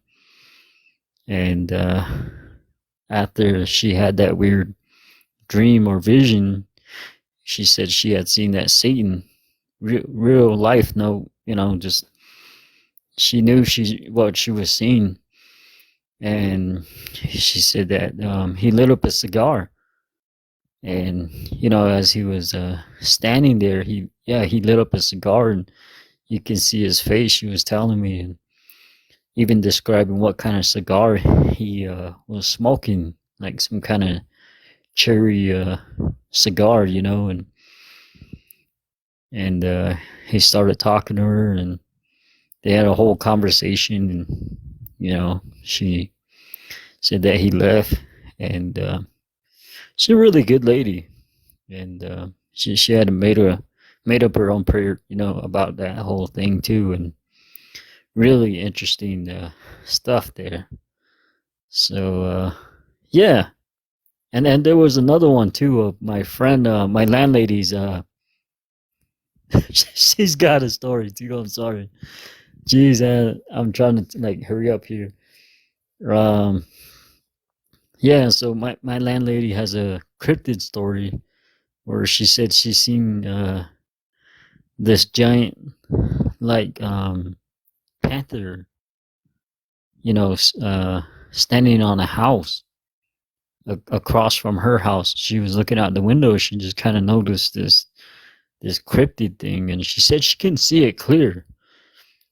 I mean, it wasn't like really up close, but she has good eyes, so she can see what that thing was, and she described it as having like grizzly, kind of like a grizzly bear legs, like some really strong legs, and the upper body of a panther, and a long tail like a panther. She was saying it had just like a really long, big tail, and she said it was like sleek almost, and she said it had a head almost like a panther, but its ears were short like a bear, so it couldn't have been a panther.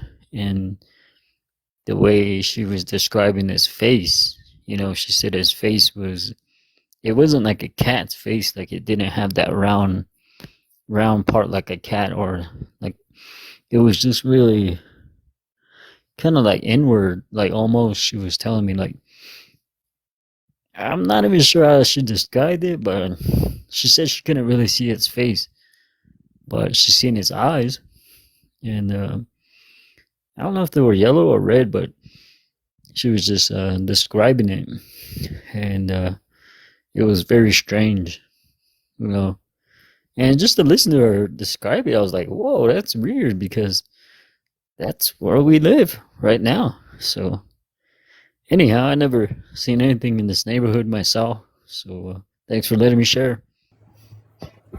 Yeah, that kind of sounds like a wampus cat. We were talking about one of those earlier, but yeah, we appreciate you coming up. Oh. Yeah. One second. I got you. Yeah, very cool. Maybe, Chris, maybe we're going to end up with wampus cat stories tonight. What do you think? Yeah. Maybe I'll make a background with a wampus cat. I think I just like to say that name. I don't know. Yeah. It's fun. You can give it a try if you want. Maybe later. Hi. Welcome. Hello, welcome. Hello, how are you guys? Good. How you doing? Doing great, thanks. Sorry, let me turn off my TV real quick. Yeah, so I've got a million stories. Since I was a kid, I've been experiencing stuff, but I'll tell you guys my most recent one. When I lived in South Carolina, in a house that made my even super skeptic ex start believing in spirits, and yeah. So stuff happened in that house all the time. Typical stuff, lights flickering, doors opening and closing.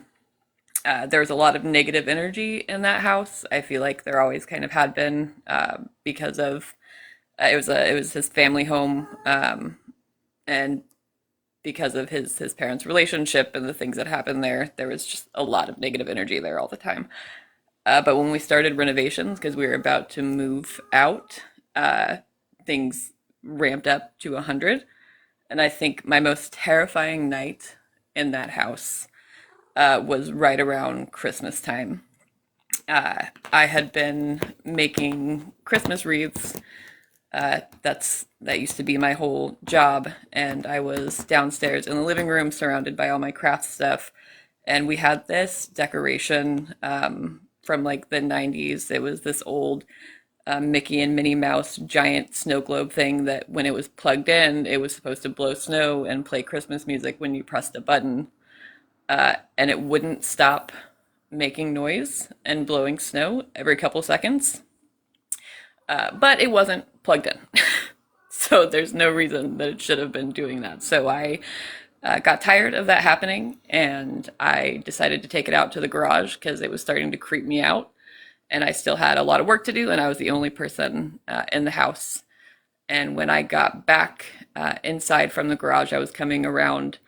You had to go through the kitchen from the living room to get to the garage. And when I started coming back around the corner to get back into the living room from the kitchen, something started throwing Christmas ornaments at me, like the little baubles, just chucking them in my direction. And I thought, okay, I'm done. It's time to go to bed. And I need to not be down here anymore. So I went upstairs and I laid down, and it was probably 1 o'clock in the morning. My ex got home around 2 every morning. Yes, they were plastic.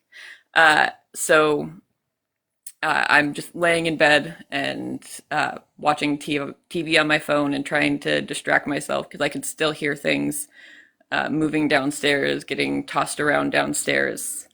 And I had that feeling that I'm sure most of you guys have had, where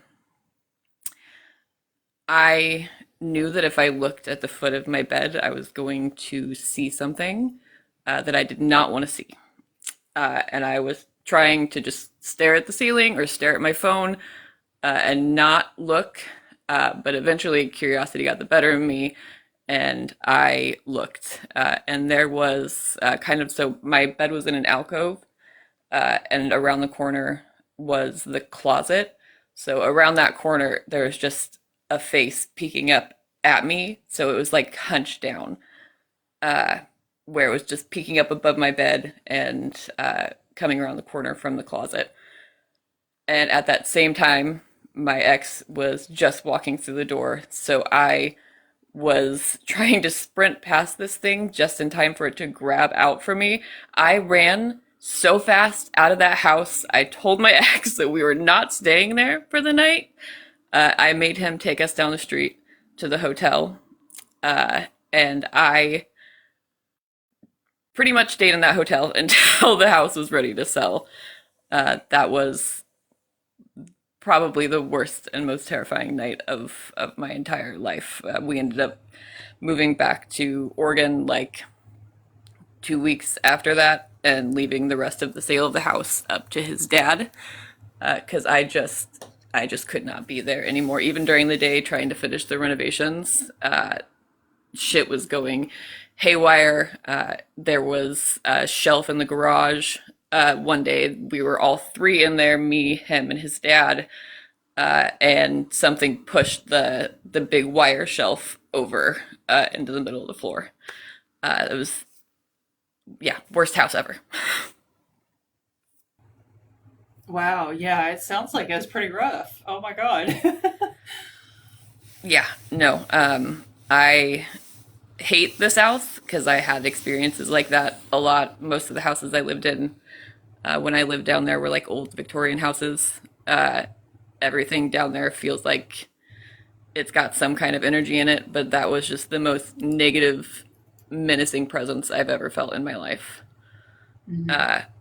I have no idea what it was, but it was not my friend. That's for sure. Yeah, that's pretty terrifying. That's the kind of haunting you definitely don't want to have to live with. So,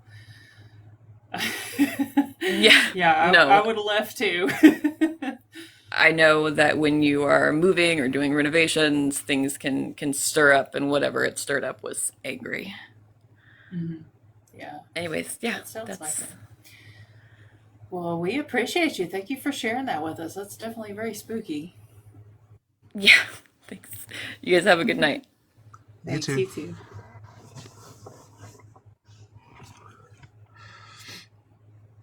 Yeah, it really sucks having to live with a ghost that bothers you a lot. Yeah. Real quick story. I lived it was the place where I captured the knocks on the wall in a live stream. And it's still up. That video's still posted, I'm pretty sure. But there was just all sorts of weird, menacing things that would happen there, and it would just drive me insane. And it was like, it just felt terrifying. Um, I don't know if I'd say it was malicious, but it just didn't feel comfortable, and I hated living there, and I had to leave. It was awful. Hello, welcome. Hello. So I do have one that's very recent and I think a little different than what you're used to hearing, mostly because it involves my college campus. Okay. So my school is known as locally as the Harry Potter School because all of our buildings are very old, the oldest ones dating back to the 1700s. If anyone's curious, I'll go ahead and say the name: Park University in Parkville, Missouri. My first day on campus, I'm walking to try and find my class in the science building, which is one of the oldest. There's a person with me who's also trying to find the same classroom. And while we're looking down the hall, we see a woman who looks very professional. She's wearing all black. She looked very classic, but on this campus, that's not unusual. So I walk over to her and I start going, hey, do you have any clue where this class is? I looked down at my schedule and looked back up and she was gone. The person behind me told me, oh, I saw that as well. She just kind of like poofed, like into smoke. So I said, okay, I'm just going to let that go. And she was like, yeah. So we went and found an actual person and we get up to the classroom where there is Professor Cowley, who has been on campus for, I believe he's now at 12 years. I asked him, almost half joking, because he's one of the science teachers and very, not somebody who will lie to me or exaggerate anything. He's a very stern man. And I say, have you had any other students experience anything like this? And he told me that every professor on this campus and nearly every student he's spoken to has a similar story. And he went into the history of our school, which involves a lot of not great things. At one point, it was a school specifically for nuns. I'm trying to think of the word for that, but he said that there are some very famous unalive moments involving these nuns, as well as a lot of students going forward. We have unaliving chairs in all of the rooms, as well as a lot of things in regards to that. I've been on the third floor of our campus rooms and the second floor now, and it is so common to just be sitting here and hear very loud footsteps as if they're right in front of you, and have everything on a shelf just fly off in random directions. It gets reported to the RA, it gets reported to the GA, and they pretty much just tell us they're aware of it and that these things are pretty common. It's an old campus, and our campus newspaper, The Sun, did an entire article where they interviewed people, and it was their longest publication for the campus paper yet, where they went into detail of just how many students have had rather extreme experiences on campus. And they have the Bible study group has a giant prayer thing that they go out and do to try and help it, because some of them are convinced that the campus is covered in demons. It is one of the craziest things I've ever experienced with college. So yeah, I just felt like that was something to share, since I feel like it's a little abnormal. Yeah, that's really cool. And I looked the school up, and I get the Harry Potter reference. It looks very storybook. It's really cool. Chris, I'll have to send this to you. It's really, really cool. Okay. That's terrifying, though. Oh my God, it seems like it's incredibly active. I would love to investigate there. Yeah, actually, to make it even better for you, most of the school is underground. It's in cave systems. So you walk into a front door, you go down about 6 flights of stairs, an additional 8 flights of stairs, and then you're deep in a cave system that I believe it's currently 2 miles long, just for the classrooms and the different areas. And some of it is so old that it's collapsed in, and there's photos from students from the 1700s still on the walls.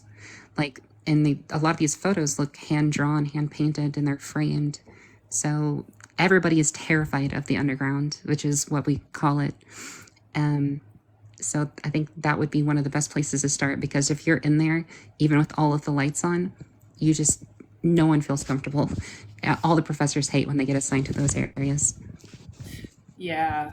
Oh my gosh, I'd say so. And I was just thinking that, like, what would it be like to be one of the professors down there? Holy cow, I bet they have great stories. They do. Oh, if you ever talk to any of them about it, send them my way. Tell them we want to know what they've experienced down there. That is amazing. Yes, for sure. What school is it again? Was it Park University in Missouri? Yes, ma'am. Park University, the Park campus for Parkville, Missouri. There is a separate one, which is our Gilbert, and I believe they have a couple others in different locations, but specifically the Parkville, Missouri one is the really old one. Mm-hmm. So there you go, Gina. You'll have to Google that. It's really cool looking, especially like it looks kind of like a castle or something. It's really pretty. Well, we appreciate you coming up and telling us about that, and amazing. That makes me really excited. I kind of want to try to ghost hunt it, but yeah, thanks.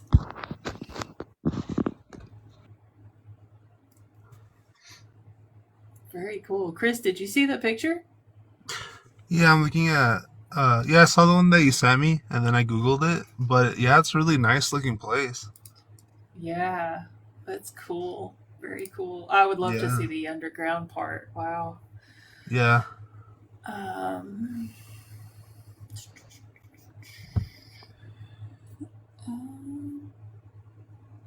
see.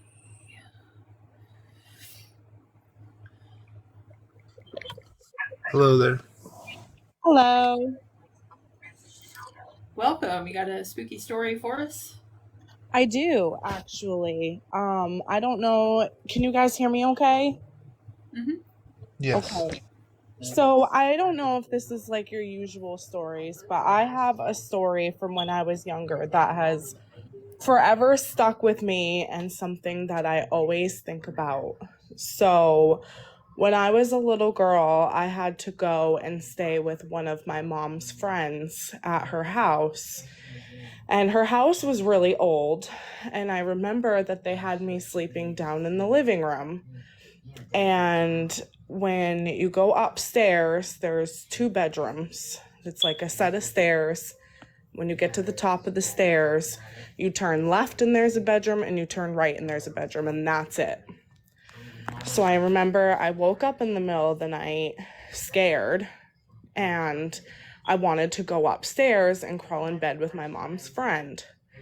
So it was pitch black in the house, and I remember walking up the stairs and opening the door to the bedroom, and clear as day, something ran right in front of me. Like, I saw the figure and everything. I felt the wind of it run by me. I heard the footsteps, and I heard a door shut, and I got really creeped out, and I turned around and knocked on the other door, which was my mom's friend's daughter's room.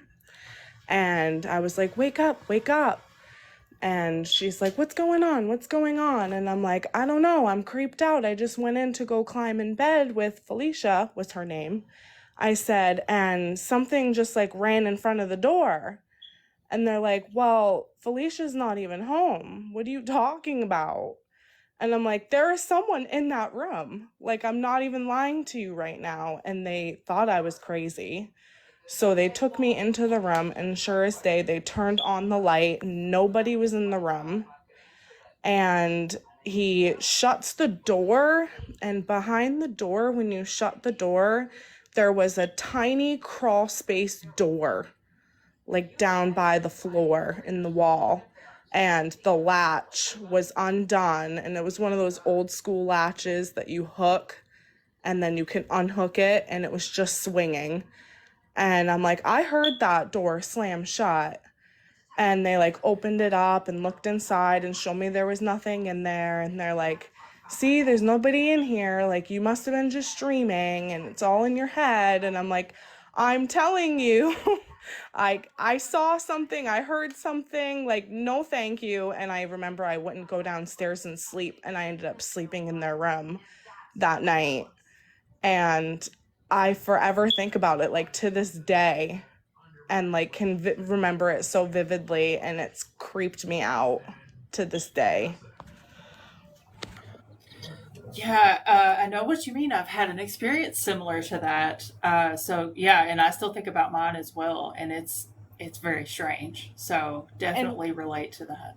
And it's definitely like hard when you're being told like it's all in your head, like you were just dreaming, and it's like, no, I definitely wasn't. And like they even saw it, like they saw that door, it was like that little crawl space door was open and the latch was still even swinging. So like it's just mind-blowing to me. So thank you for letting me share. Yeah, thank you for telling us about that. Thank you, guys. Thank you.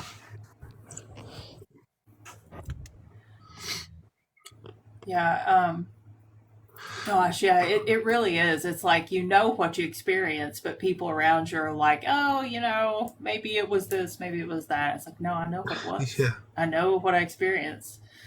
Definitely relate to that. Hello, welcome back.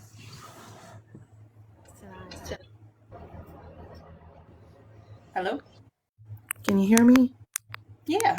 Yes. Okay. How are you guys doing tonight? Good. How are you?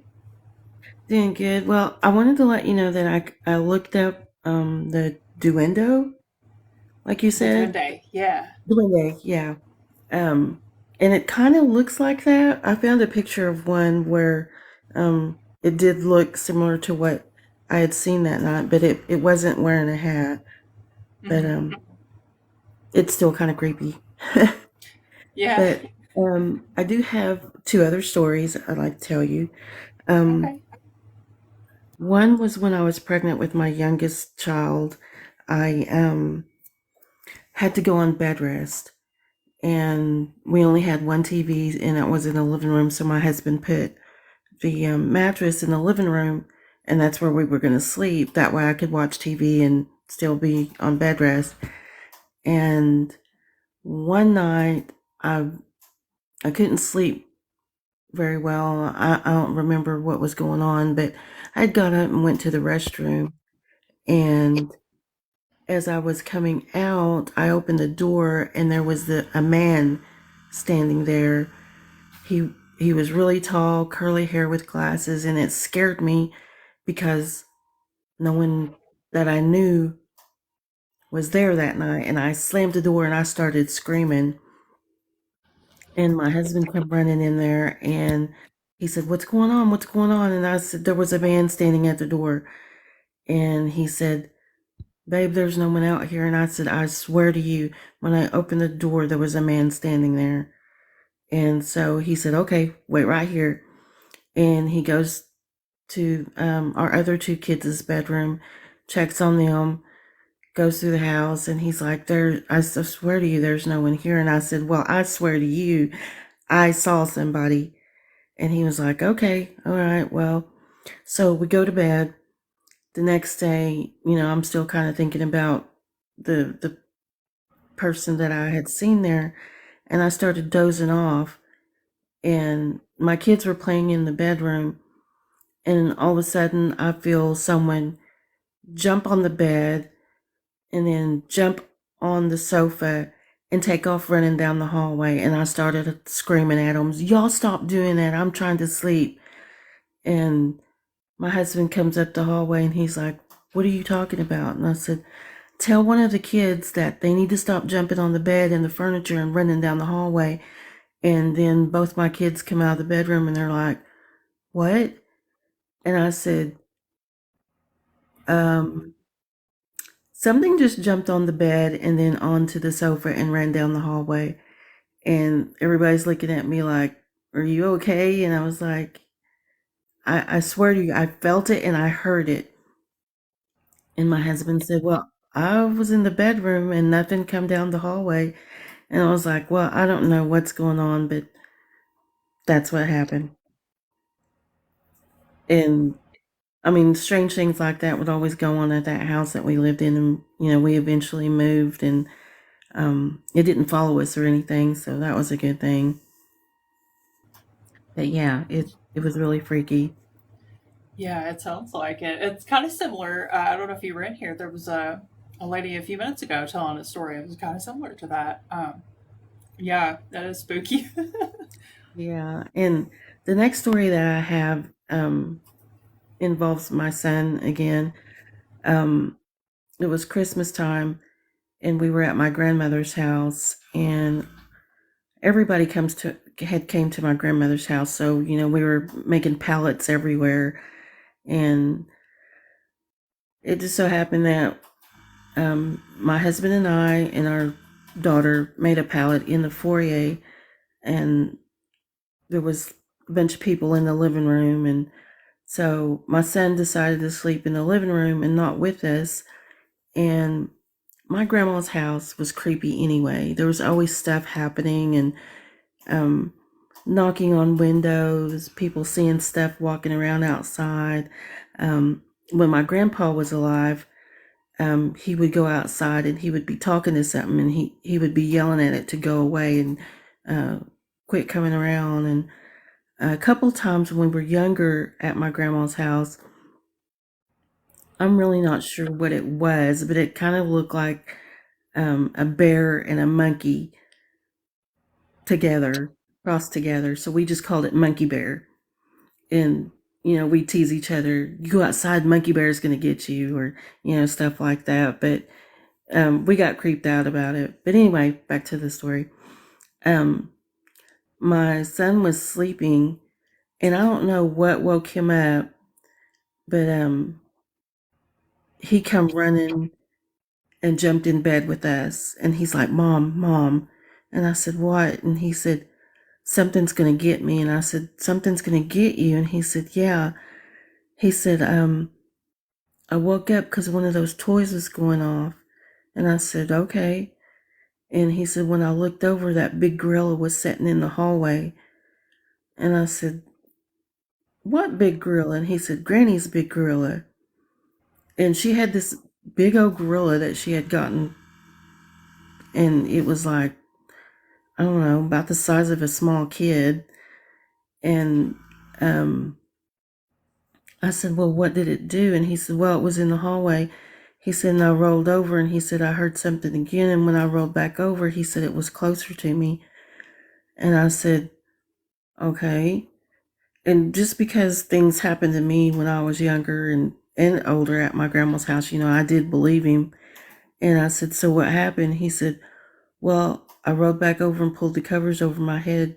He said, but I could hear something moving. And he said, when I turned over, it was almost next to me. He said, that's why I ran in here. And I was like, okay. I said, well, he got in between me and his dad. And I said, well, just stay there. And I was like, well, I'm not going to go look because I don't want to see it. But we got up the next day and I checked the toy that he said had gone off and there were no batteries in it. And I tried to make it go off and it wouldn't go off. And so I told my grandma, I said, something happened to DJ last night. And she's like, what happened? And I told her about the gorilla moving. And she said, well, why didn't you just come tell me? And he said, because the gorilla was between me and you. And she was like, okay. And it was sitting in the middle of the living room. And we were like, okay.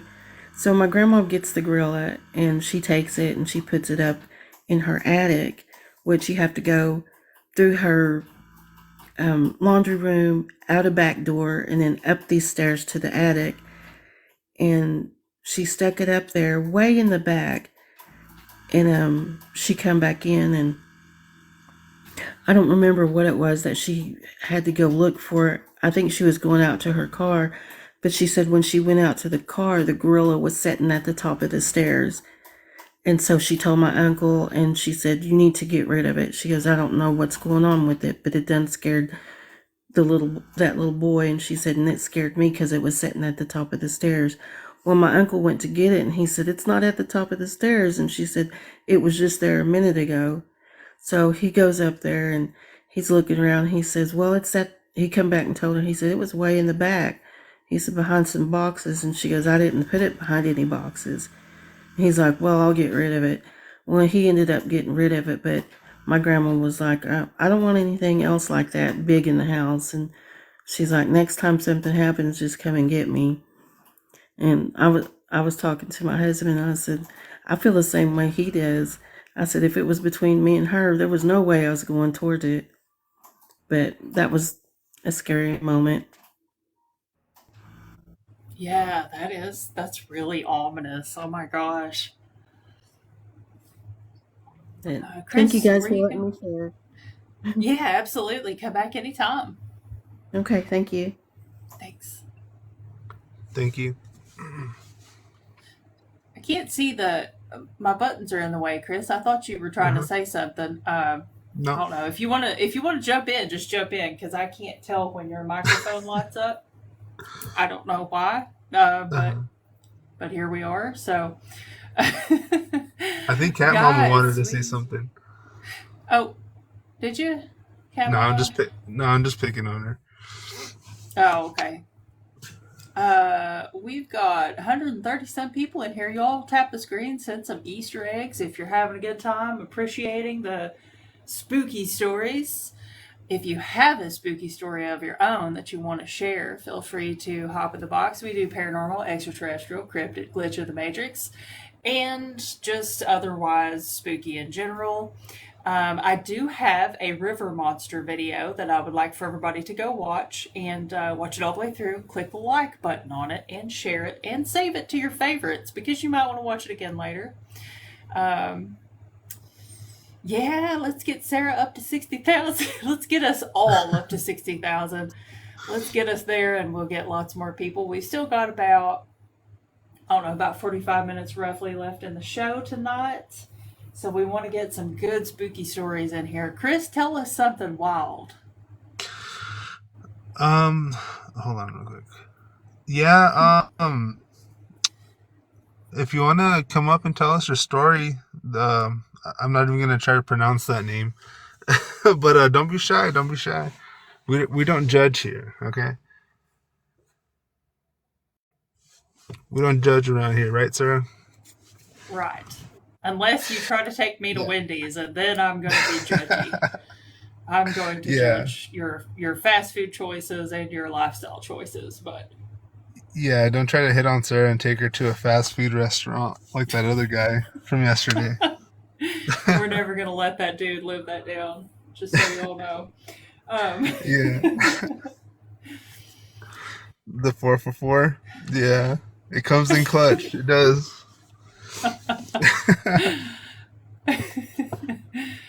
Oh, gosh. Kills me.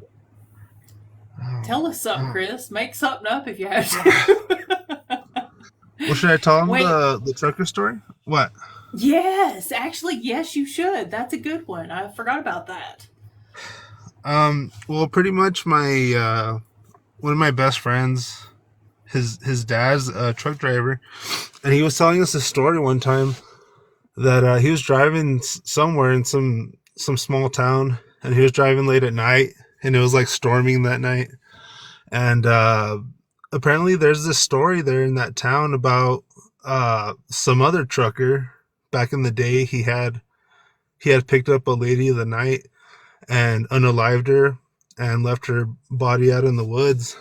And so the story is that, you know, her spirit is angry and she's looking for that trucker that did that to her.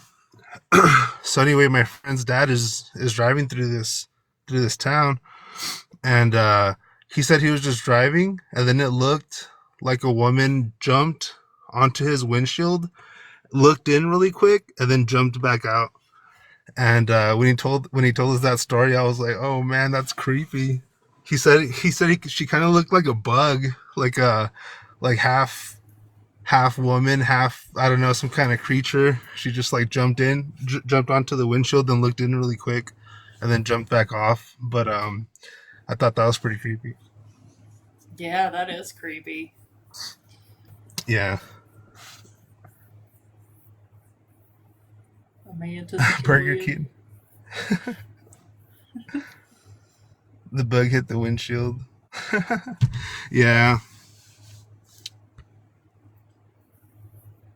Yeah, that's something that I wish we got more of in here, but surprisingly, for some reason, we don't. But I know there has to be a bunch of truckers out there watching this live stream once in Yeah. a blue moon. And I just know that you all have some spooky stories you could come up and tell us about. Don't do it while you're, in action or anything. Make sure you're pulled over and parked. But if there's any truckers out there with spooky stories, this is your formal invite to come up and tell us about it. Someone said Mothman's significant other. The Who, bug I lady. am? Me? Oh, No, yeah, the bug. No, that makes sense, actually. Yeah. Mothman in love. That makes sense, yeah. Route 66.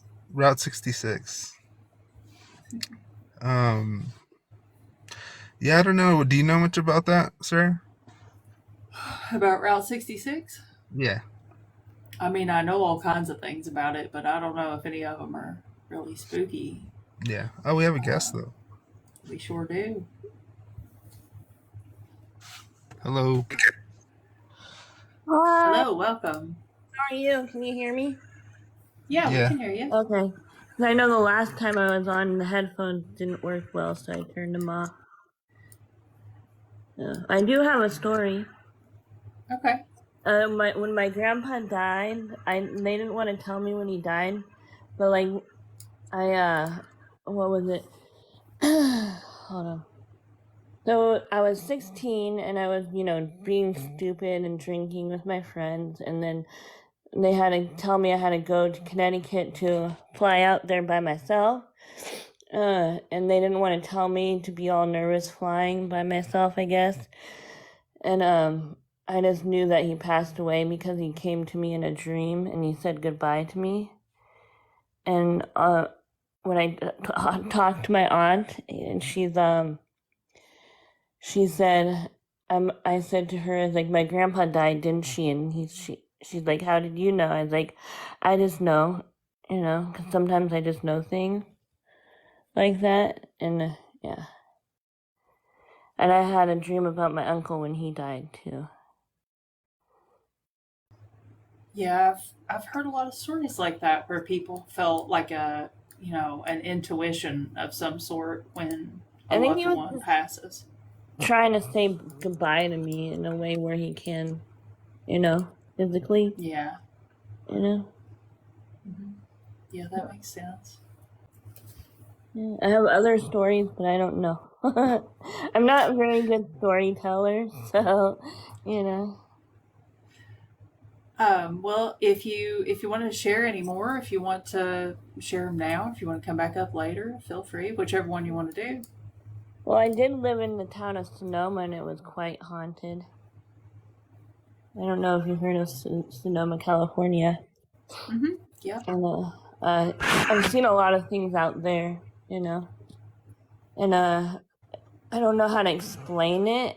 It's like almost that like I went into a time warp, or I don't know, time lapse, or like I was in another, I don't know, another time frame where the war was going on over there, and I saw everything happen, and like I saw the guys getting shot up, or I can't say that, sorry. But the whole big old war, and then I saw the guy just staring at me when he got shot, and he was just staring right into my eyes, and I just remember what he looked like. And then I went into one of those buildings they have with all the people in there, and I saw him in the picture of the same person that I saw. So That's all I can remember. Yeah, that's pretty strange. Yeah. Well, thank you for coming up. And if you think of anything else you want to share later on, feel free to come back. We appreciate you. I'm not as nervous as last time. Yeah, you get used to it quick, surprisingly, coming up on Right? here, you know. Yeah. Well, thank you. Thanks. Right. It is a little intimidating. You know what? I've never been a guest on anybody else's live stream, and I always want to, but Uh, it's like I get nervous. I'm like, I can't do that. I can't be a guest on someone's live stream. Like, how the hell am I on my own live stream? I don't know. I don't know. Sometimes I have to ask myself when it comes to social media, Sarah, do you want attention or do you not want attention? I'm like, it's hard to say. It's hard to say. yeah, I'm not used to it. I don't even know how I ended up here. You know, But I've wondered that. How did we get here, Chris? yeah, I don't know. You I know can't what remember. I think it was like you came up that first time and you told me a story, and I was like, you get back up here and hang out with me, and I think it's all downhill from there. Downhill.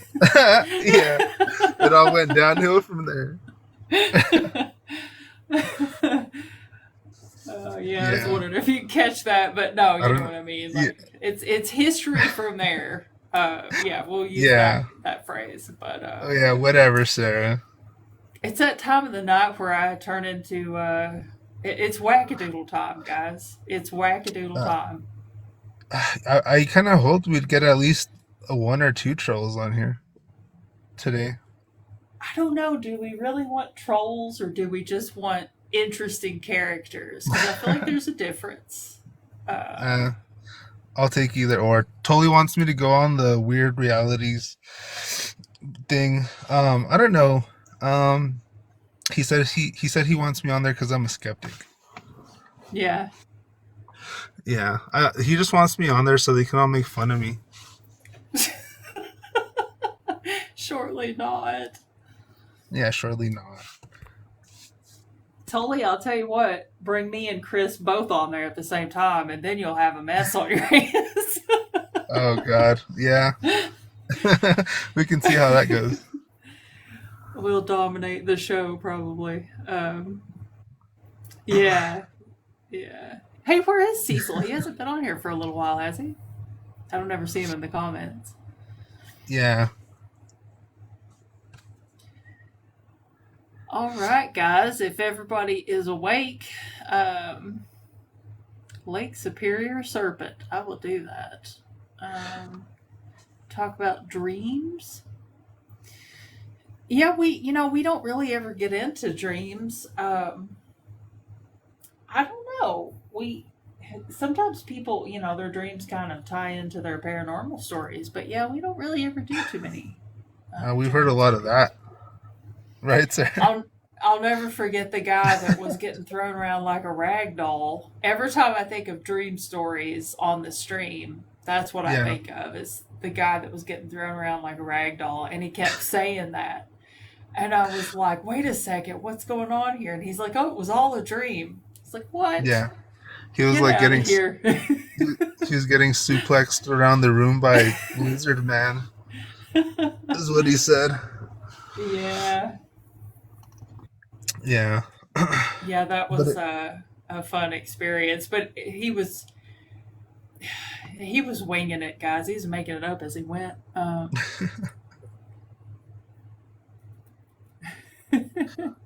yeah. You started when I stutter just anytime, whether I'm nervous or not. So I feel you Man, there. I get so tongue tied up here because I get tired from talking. Listen to this, God. When I used to do the YouTube streams, because I talked a lot more. I talked basically for 2 hours straight, just by myself. For the Yeah. longest time. My face would get so tired from talking. It was all I could do to get my words out, and it's funny, like I don't think I could get through one of those streams anymore because even just being up here, I start getting like my tongue and my jaw gets tired and I get tongue tied. I'm like blah blah blah. I can't get my words Yeah. out. Oh my god! And it's like my jaw hurts, and I've never I'm seen that happen to you. I do it all the time. I'm already having it tonight. I'm like, God, I'm getting like I'm old. I'm getting old and tired. That's what it is. I don't Yeah. have a spry chicken, spring chicken energy like I used to, you know. Yeah. But yeah, no, don't get nervous. I mean, hell, look at me. Like I said, I'm just up here rambling. There's nothing to be nervous about. But if anybody wants to come up, we do have a little less than 30 minutes left in the show for the night, for the week also. Yeah. So if anybody has a story, now is the time. Because you know what's going to happen, Chris. At What? 5 minutes till, it's just like working in a cell phone store. At 5 minutes till, everybody's going to jump in the box. Yeah. Watch and see. It always That's true. happens. Yeah, 3 hour streams can be pretty tough sometimes. They are. I don't know how I used to do this because, like, the YouTube streams, I talk nonstop. Like, I get breaks here and it's still difficult. So I don't know how I even did it. Hey, Scissor Hands.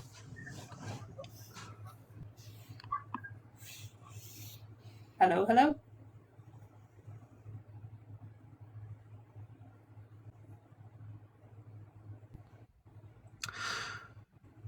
Well, they're muted.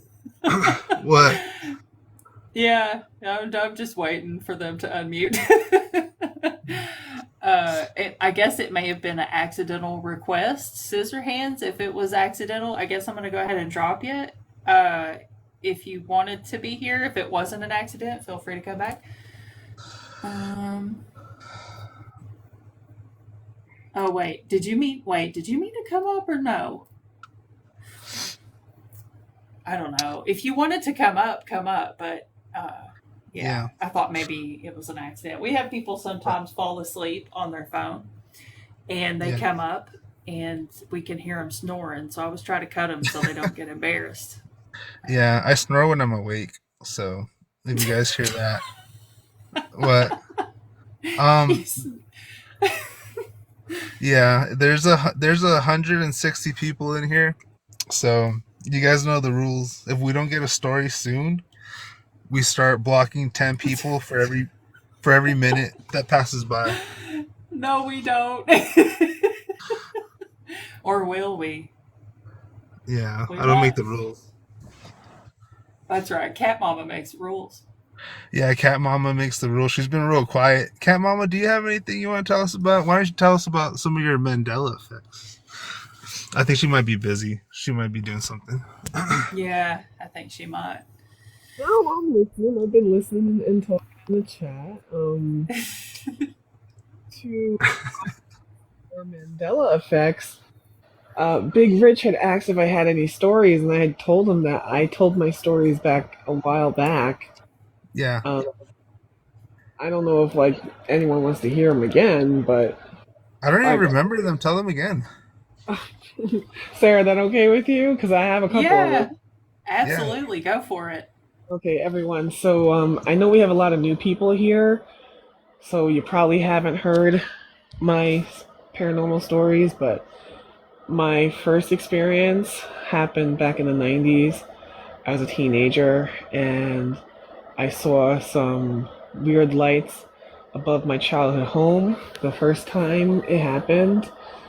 It was the night before Easter, and me and my parents went to the grocery store to get last-minute items for Easter dinner, and we came back, and I was just dilly-dallying and taking my very sweet time getting back into the house. So it was one of those nice spring nights where it was like wispy clouds, and I just happened to look up in the sky, and I see these two orbs of light. One is zigzagging really fast. Another is zigzagging slow. And I'm like, well, that's weird. And I did grow up not too far from a airport, but I know the lights of an airplane, and these were two balls of like, they look like when you look up at a light fixture, it's just like that white glow. So that had happened, and I, kind of dismissed it. And come summertime, I saw the same lights again. Now, it was a hot summer night. Again, back in the 90s, air conditioners were a luxury item. We didn't have air conditioning in the house, but I had a pool in the backyard, above ground pool. So if it got really hot, I would go for a night swim. Went for a night swim. And, with above ground pools, you walk up the ladder, you go over the little platform, you walk down the ladder. I'd walked up the platform. I get to the the top part of the platform. I happen to look up again. It's the wispy clouds. Again, I see those two orbs of light. This time I got scared because I didn't realize, I didn't know what the hell that was. And we as humans, we're skeptics, so we try to figure out what it is if we don't know what it is. And I'm thinking maybe it's the spotlights from the town, a couple of towns over. They have a bunch of bars and clubs there, but I'm like, spotlights wouldn't go fast like that and whatnot. So fast forward to adulthood, in the internet, come to find out that there was a UFO crash about about 30 minutes from my childhood home. It's called the South Haven UFO crash, if anyone wants to check it out. I grew up in Long Island, New York, which is the suburbs of New York City. It happened back in 1992, and unfortunately, since I'm so old, I don't exactly remember what year that I saw those lights. Again, my other story was, I got older, I became an adult. Me and my friend and her daughter went to this local park. They had a big Victorian old mansion as their headquarters there. We went to go feed the ducks. We're walking back to the parking lot, and it was a 3-story mansion. So I just happened to look up in the window, and I see a face in the window, and the face looked like, again, I'm aging myself, if anyone remembers the Madame the Puppet from back in the 80s, it looked like the Madame the Puppet, but it was like wearing a jester costume. So I looked, and then my friend's like, Babs, did you see that? And I'm like, yeah, the face in the window. My friend saw it too. We did a little investigating. The mansion had changed a couple of hands. It was a resort back in the 1900s. It was a orphanage at one point, and I think it was residual energy from it being an orphanage, because what I saw in the window looked like a puppet. So, again, I've worked in healthcare for a very long time, and 15 years working in a hospital, you're going to see some things. Shadows out of the corner of my eyes, call bells going off by themselves, and we have like a cul-de-sac of rooms. Like, you get off the elevator, you make a left, and it's like a cul-de-sac of rooms. We put all the hospice patients there. We put the isolation patients there. So one time the call bell kept ringing and ringing, and there was no one in the room. So they go in there and be like, can you stop ringing the call button? And eventually it stopped when I told them to stop ringing the button, right? My hospital's not a Catholic hospital, so I know in Catholic hospitals, when somebody dies, they open a window to let the spirits out. I work in a privately owned hospital, so we don't do that. So those spirits remain. One night,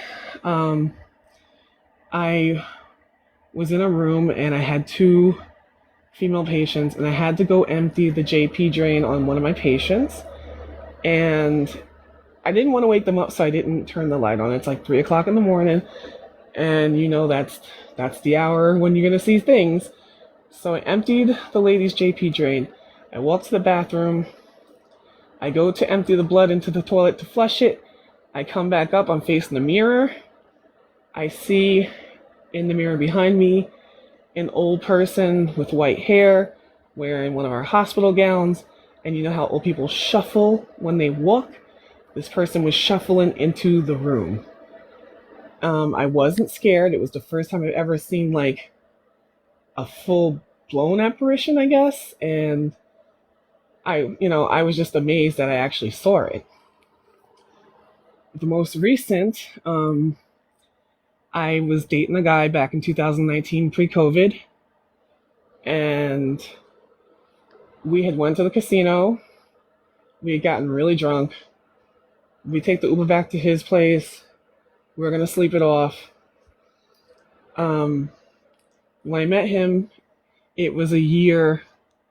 I met him a year after he lost his significant other. So I slept over that one night, and I woke up in that state of half awake, half asleep. And now, mind you, I'm still kind of inebriated. And I look up and I see a woman at the foot of the bed. And as soon as I saw that woman, I knew exactly who it was. I knew it was his significant other. I knew it. Like, the lady had short brown hair. I couldn't really see her face, but I knew it was her. She raises her hand out to me, and I'm like, well, this is weird. And I just go back to sleep, right?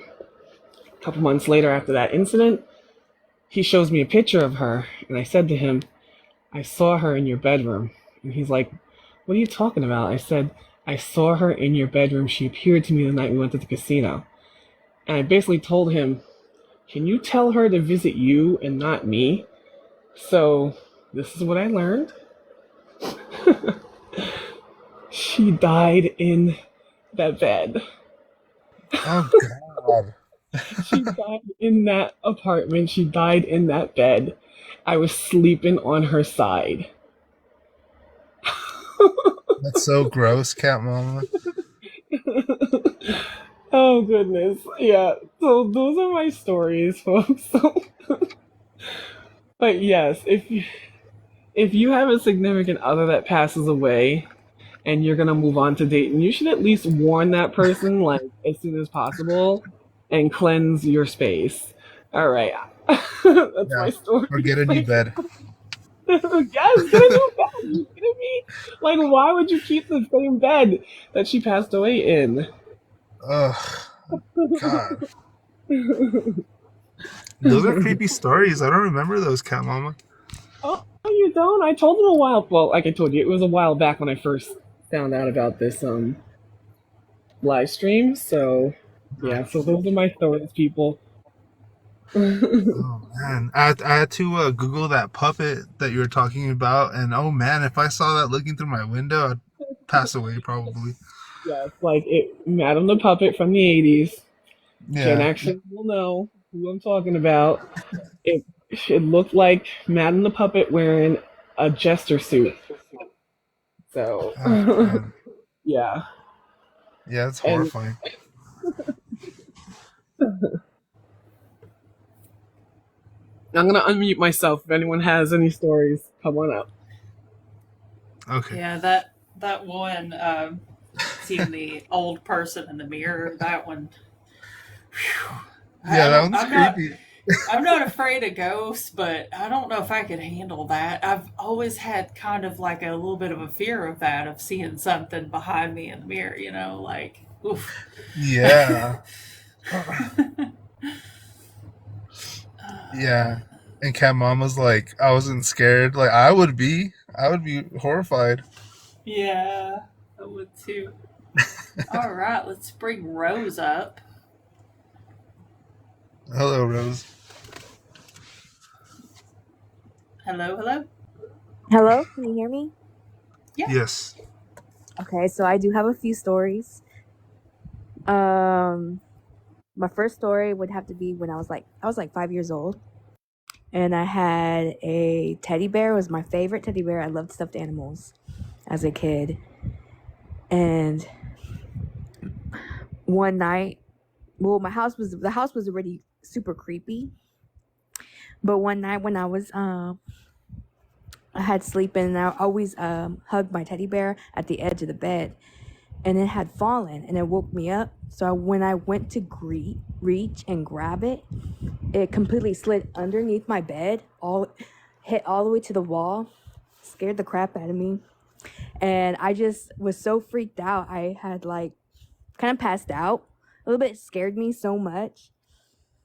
And in the morning, it took a lot of guts. I had to get off of my bed to go underneath, and it was all the way to the wall. Like something had grabbed it and pulled it all the way to the wall on the other side of the bed. And this happened in the middle of the night. And I do have another story where in the same house, and this is my mom's story, she would tell me about the house. She had said that the house used to be a farmhouse for cows, and they had built a house over it after they had, and she said there were times where she felt like something huge is pushing her. Something huge. And she said she believed it was like a cow that used to live there. And I guess the energy had stayed, and she would feel it pushing her, something huge. So I thought that was also very interesting.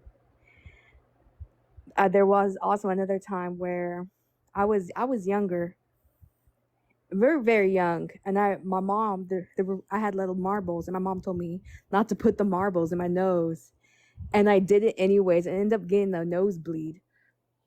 And during the nosebleed, I guess I was hallucinating, and I would see we lived on a 5-acre property, and there were 3 houses on a 5-acre property. And I would hallucinate on the middle house. There was a middle house, and that there was a bunny man, like a man that had bunny ears, but it was like a man. And I would talk to my brother about it because it felt real, but I know it was hallucination. And now that I'm older, as a kid, it felt real, like that really happened. And fast forward 2 years later, me and my brother were in that middle house, and we were washing dishes, and there was a window like right in front of the sink, and we both saw this creature, I guess you would say, move right across the window really, really fast, like non-human fast. And my brother had a better look at it, and he said it looked like Bunny Man, like a man with big giant ears. And Creepy. yeah, it was really creepy, and it happened. That was like the last time we seen something like that during those properties. I have a lot of stories. I also have dreams. I know you all talk about dreams, but dreams of aliens, and I have dreams of demons attacking me. Which I'll tell you about the dream with the demon, because that one was more real. Well, both were real, because I don't know, it was weird.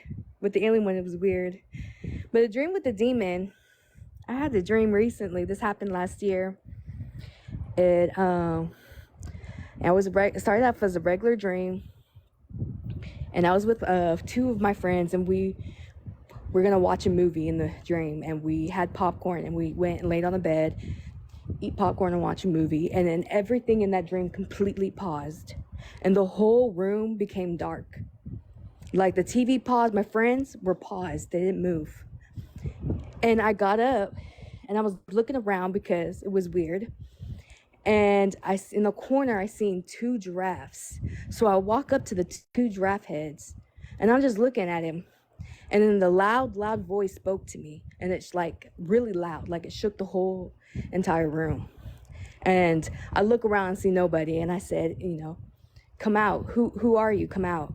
And it came out of a closet, like in the it was a closet, like a wardrobe, where you can open it up and you can put jackets in. So it came out of something like that, and this black huge being came out of it, and he was huge, and it was big, And when I looked at him, like it was weird because it was as if I knew him. So then I was like excited to see him because I knew him, and then I gave him a hug and I was like, oh, I missed you. And it had this fake, like I would have to say a fake light, a fake aura around it. And then he started talking to me, and he started telling me that he wanted me to be part of his war because he was recruiting witches, and he wanted me to be a witch for him. And I was like, no, I don't want to do that. And then when I said no, he threatened me. He was like, I will attack you. And then he asked me again. So then now I was like threatened about it. So then I told him, like, look, and I started talking about God. And when the second I started talking about God, he grabs me and starts choking me in the dream. So I'm getting choked. And then I would tell him, stop. I'll have to rethink about it because he's attacking me. And so it took a couple of those chances while talking to him, and then to the point where he just choked me. And then I was it. That was the end of the dream. And when I woke up, I was like, oh, it was just a stupid dream, right? That being followed me for 3 to 4 days. Like, the same light, false light that I was getting off of him in the dream followed me 3 to 4 days. And then one day I was in the shower and I thought about the dream. And I was like, you know what, Noah? I choose God. Like, I don't want to be a witch. I don't want to do that, none of that. And I choose God. And then clear as day, something growled very, very loud. It growled and then it just left. Like, it was angry. And so that was kind of like a dream, but that was real. And that was scary. I was like, holy crap. That dream was it really happened. That demon was really in my dream. And yeah, it was crazy. Yeah, that is wild. That was wild. I have others, but it's nothing. It's all right. I guess that would be it. I don't know how to get off this thing. All right. Well, thank you for coming up. You're welcome. Thank you, guys. All right. We got time for maybe one more. Let's see. Hello. Hello, welcome. Okay, I have a story about, I think I was maybe 6, possibly 7. I had some friends come over and they decided to tell me a story about how somebody had died at the high school. And the next night after they had left and everything, I felt like somebody was laying on my bed with me or sitting on my bed. I could feel my blankets like tighten around my legs, like as if I was being tucked in. And at first I was kind of okay with it, but as it went on more and more each night, things started to feel very unsettling. And my great-grandmother, because that's who I was living with, was my great-grandmother. She was wondering why it was a difficult time to get me into bed. And I finally told her what was going on, and my dad had come off the road because he's a trucker, so he's always gone. But he had come off the road, and I told him how I felt like somebody was tucking me into bed. And it was terrifying so much that I kept covering my head every night when I went to bed. And my dad, he went into the bathroom or into the bedroom, opened my closet, and okay, as an adult, I know now that he rustled my clothes hangers to make a noise. But he took that brown paper bag that he had with him, he took it out into the backyard, and he set it on fire, and then he stomped on it. And I don't know, ever since then, the presence had stopped. Like, I don't know, it was just weird, and I felt like I needed to share that with everybody. Yeah, that is weird, for sure. Is that it? Do you have any other stories you want to share, or is that just the only one? Or? No, I've already told y'all about the what do you call it? The dog man? Yeah, Dog Man. Yeah. Yeah, Alrighty. I don't think that's anymore. Thank Alrighty. you. Well, we appreciate you. Thanks for coming up. Yeah, thank you. Oh, let's see. All right, we got one more in the box. We'll squeeze one more in. Yeah. Hey, Jacob. Hello. Can you hear me? Yeah. So I have a story. So when I was 7 years old, I lived in a house in Fort Collins, Colorado, and I feel like I always picked up paranormal activity around me when I was younger, and I would always see these two ghosts hooked together. They were like an old couple, and they always seemed like really nice ghosts. Well, one day I was sitting in my basement playing on my GameCube. It was a new GameCube that my parents got for my birthday. And I saw this tall figure looking at me in a doorway.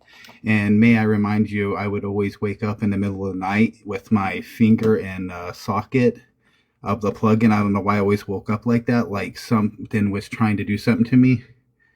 And yeah, I always feel like someone was watching me in that house. It was kind of creepy. And that's all I got. Oh, okay. Well, short and sweet. We appreciate you. Thank you. Yeah. Yeah, that's crazy, huh? Yeah, I was eating some Cheerios and I spilled them all over myself. I'm literally covered in Cheerios. Did he just say that he woke up with his finger in the light socket or the electrical outlet or whatever? Yeah, and the outlet, yeah. Well, Lord have mercy. I don't know what to think about that. That's a new one on me. Yeah, sounds like whatever it was trying to do him harm, obviously. Trying to give him a little jolt. Yeah. Hello, welcome. Hi there. I got one little quick story for you. Awesome. Back in 2011, I had lost my eldest brother, and he passed away the day before Halloween. And so it was, the whole morning thing, and yeah, you miss your brother, but something weird happened where there was three of us boys and the oldest one died. Well, my middle brother has three kids, and his eldest is kind of into the paranormal, and like I am also. But she was dreaming of him. The other gal that was talking about the dreams and stuff reminded me of this, that he would come to her in her dreams, and he would be just pulling these shenanigans. He was kind of a little bit of a prankster, but always liked having a good time. So here it got to be in Wisconsin. Here in November, we have deer season. So it's kind of a big thing for a weekend, the first weekend. I went away, my wife was here, and all three of us boys we have cycles. Well, I have this, a friend made it for me. It's a metal chopper cycle where the wheel bearings are actual bearings from a car. It's all, it's about 8 pounds. Well, I have it on top of our dresser. There's a shelf on top. My wife's in bed, and that thing had been up there for months.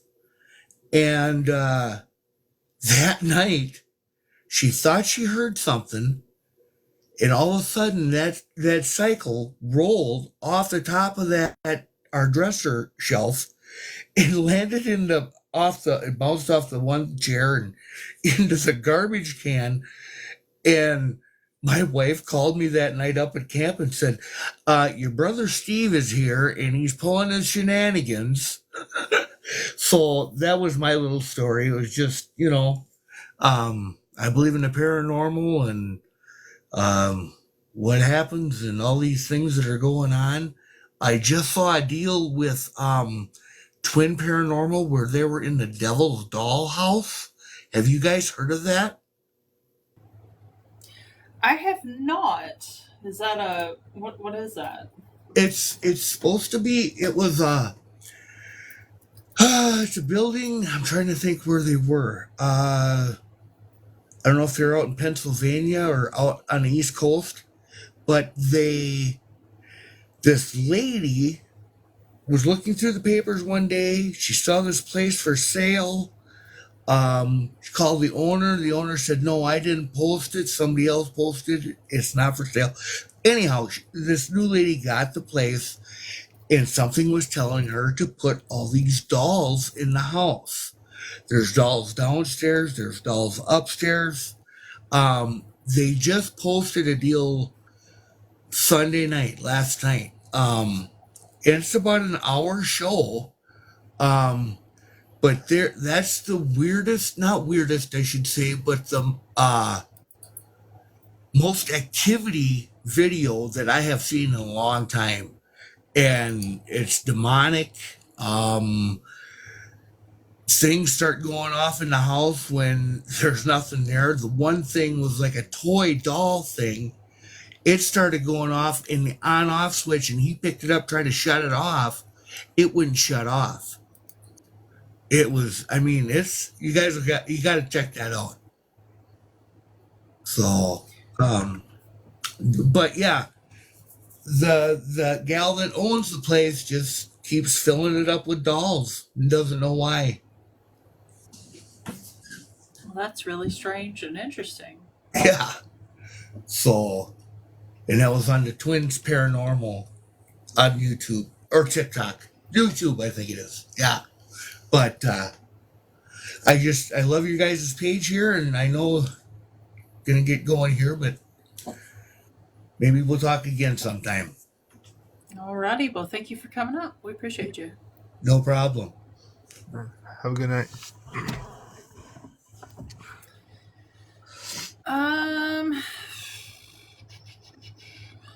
We do have one more person, but we're in overtime already. What do you think, Chris? We got time for one more or no? I don't even see them. Really? Yeah. Huh. That's weird. Let's go ahead and bring them up real quick, and then this is gonna be the last one though. We're gonna cut it off after this. Hello, welcome. Hi, thanks for having me up. I have a couple theories about the Mandela effect. Are you guys familiar with the Mandela effect? Yes, and we have Cat Mama here who loves the Mandela effect. So, Cat Mama, I go down the I rabbit think this hole one's for a you. lot with that one. My theory is it's either a psyop or it's a a shift in realities when they activated the CERN Hadron Collider and it ripped apart our timeline and shifted us into the next. It's not CERN. It doesn't have anything to do with CERN. That's a common misconception because a lot of people don't really know what CERN is. There's actually, if you look here on TikTok, look up the account Particle Clara, I believe is what she goes by, unless she's changed her name. She actually works for CERN, and she shows you all kinds of things. She talks about what CERN is and what it isn't, and you can learn a lot about it there. But CERN basically studies black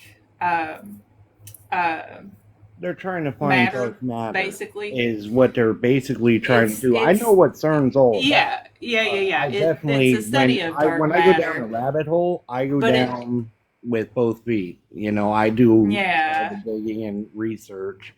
Yeah, CERN's not paranormal. It doesn't affect anything like that, though. It's a pretty common misconception.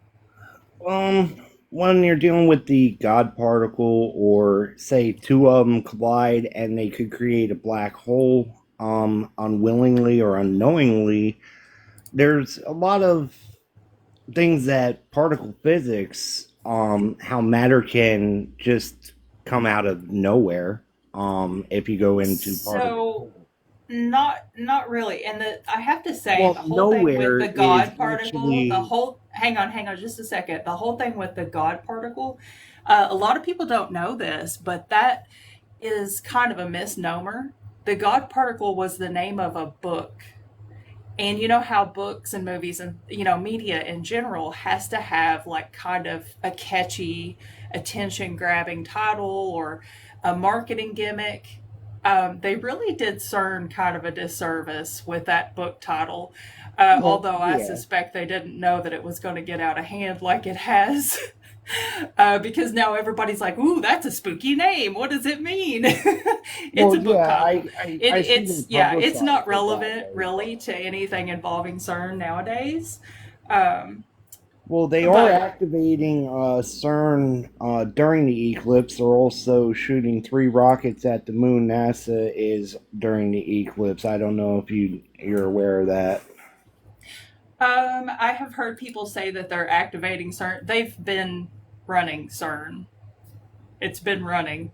I mean, it's been going for a while.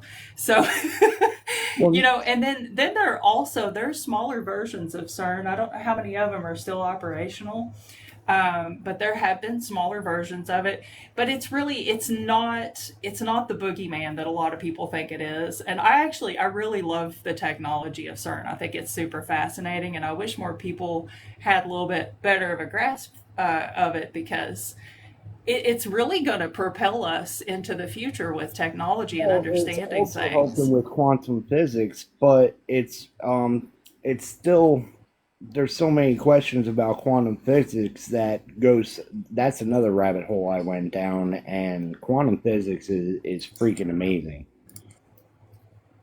Yeah, but It's look mind up bending. Particle I mean, Clara. She could just really blow your mind with all sorts of CERN knowledge. She is a particle physicist, and she has all the answers. But as far as Mandela effect goes, we do talk about it here. I know how Cat Mama many loves of Mandela them effect.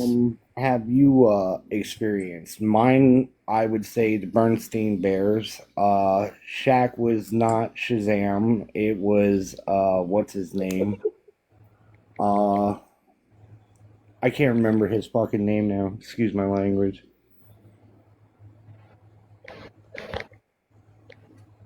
There's several of them. The Mandela died in the 80s.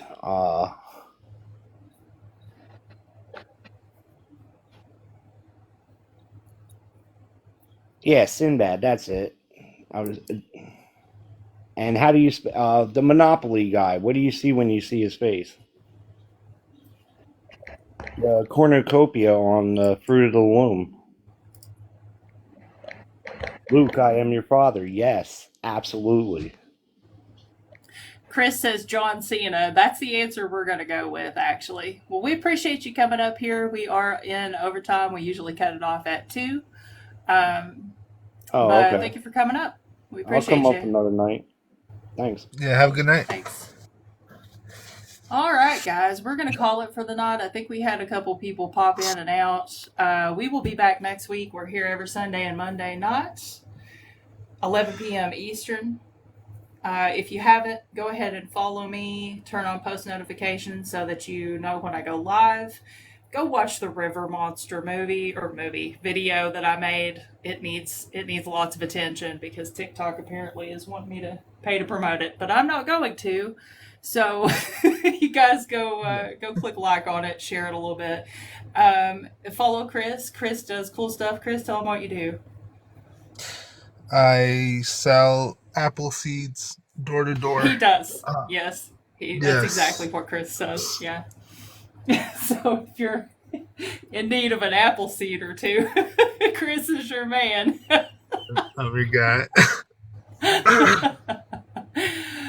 All right. Well,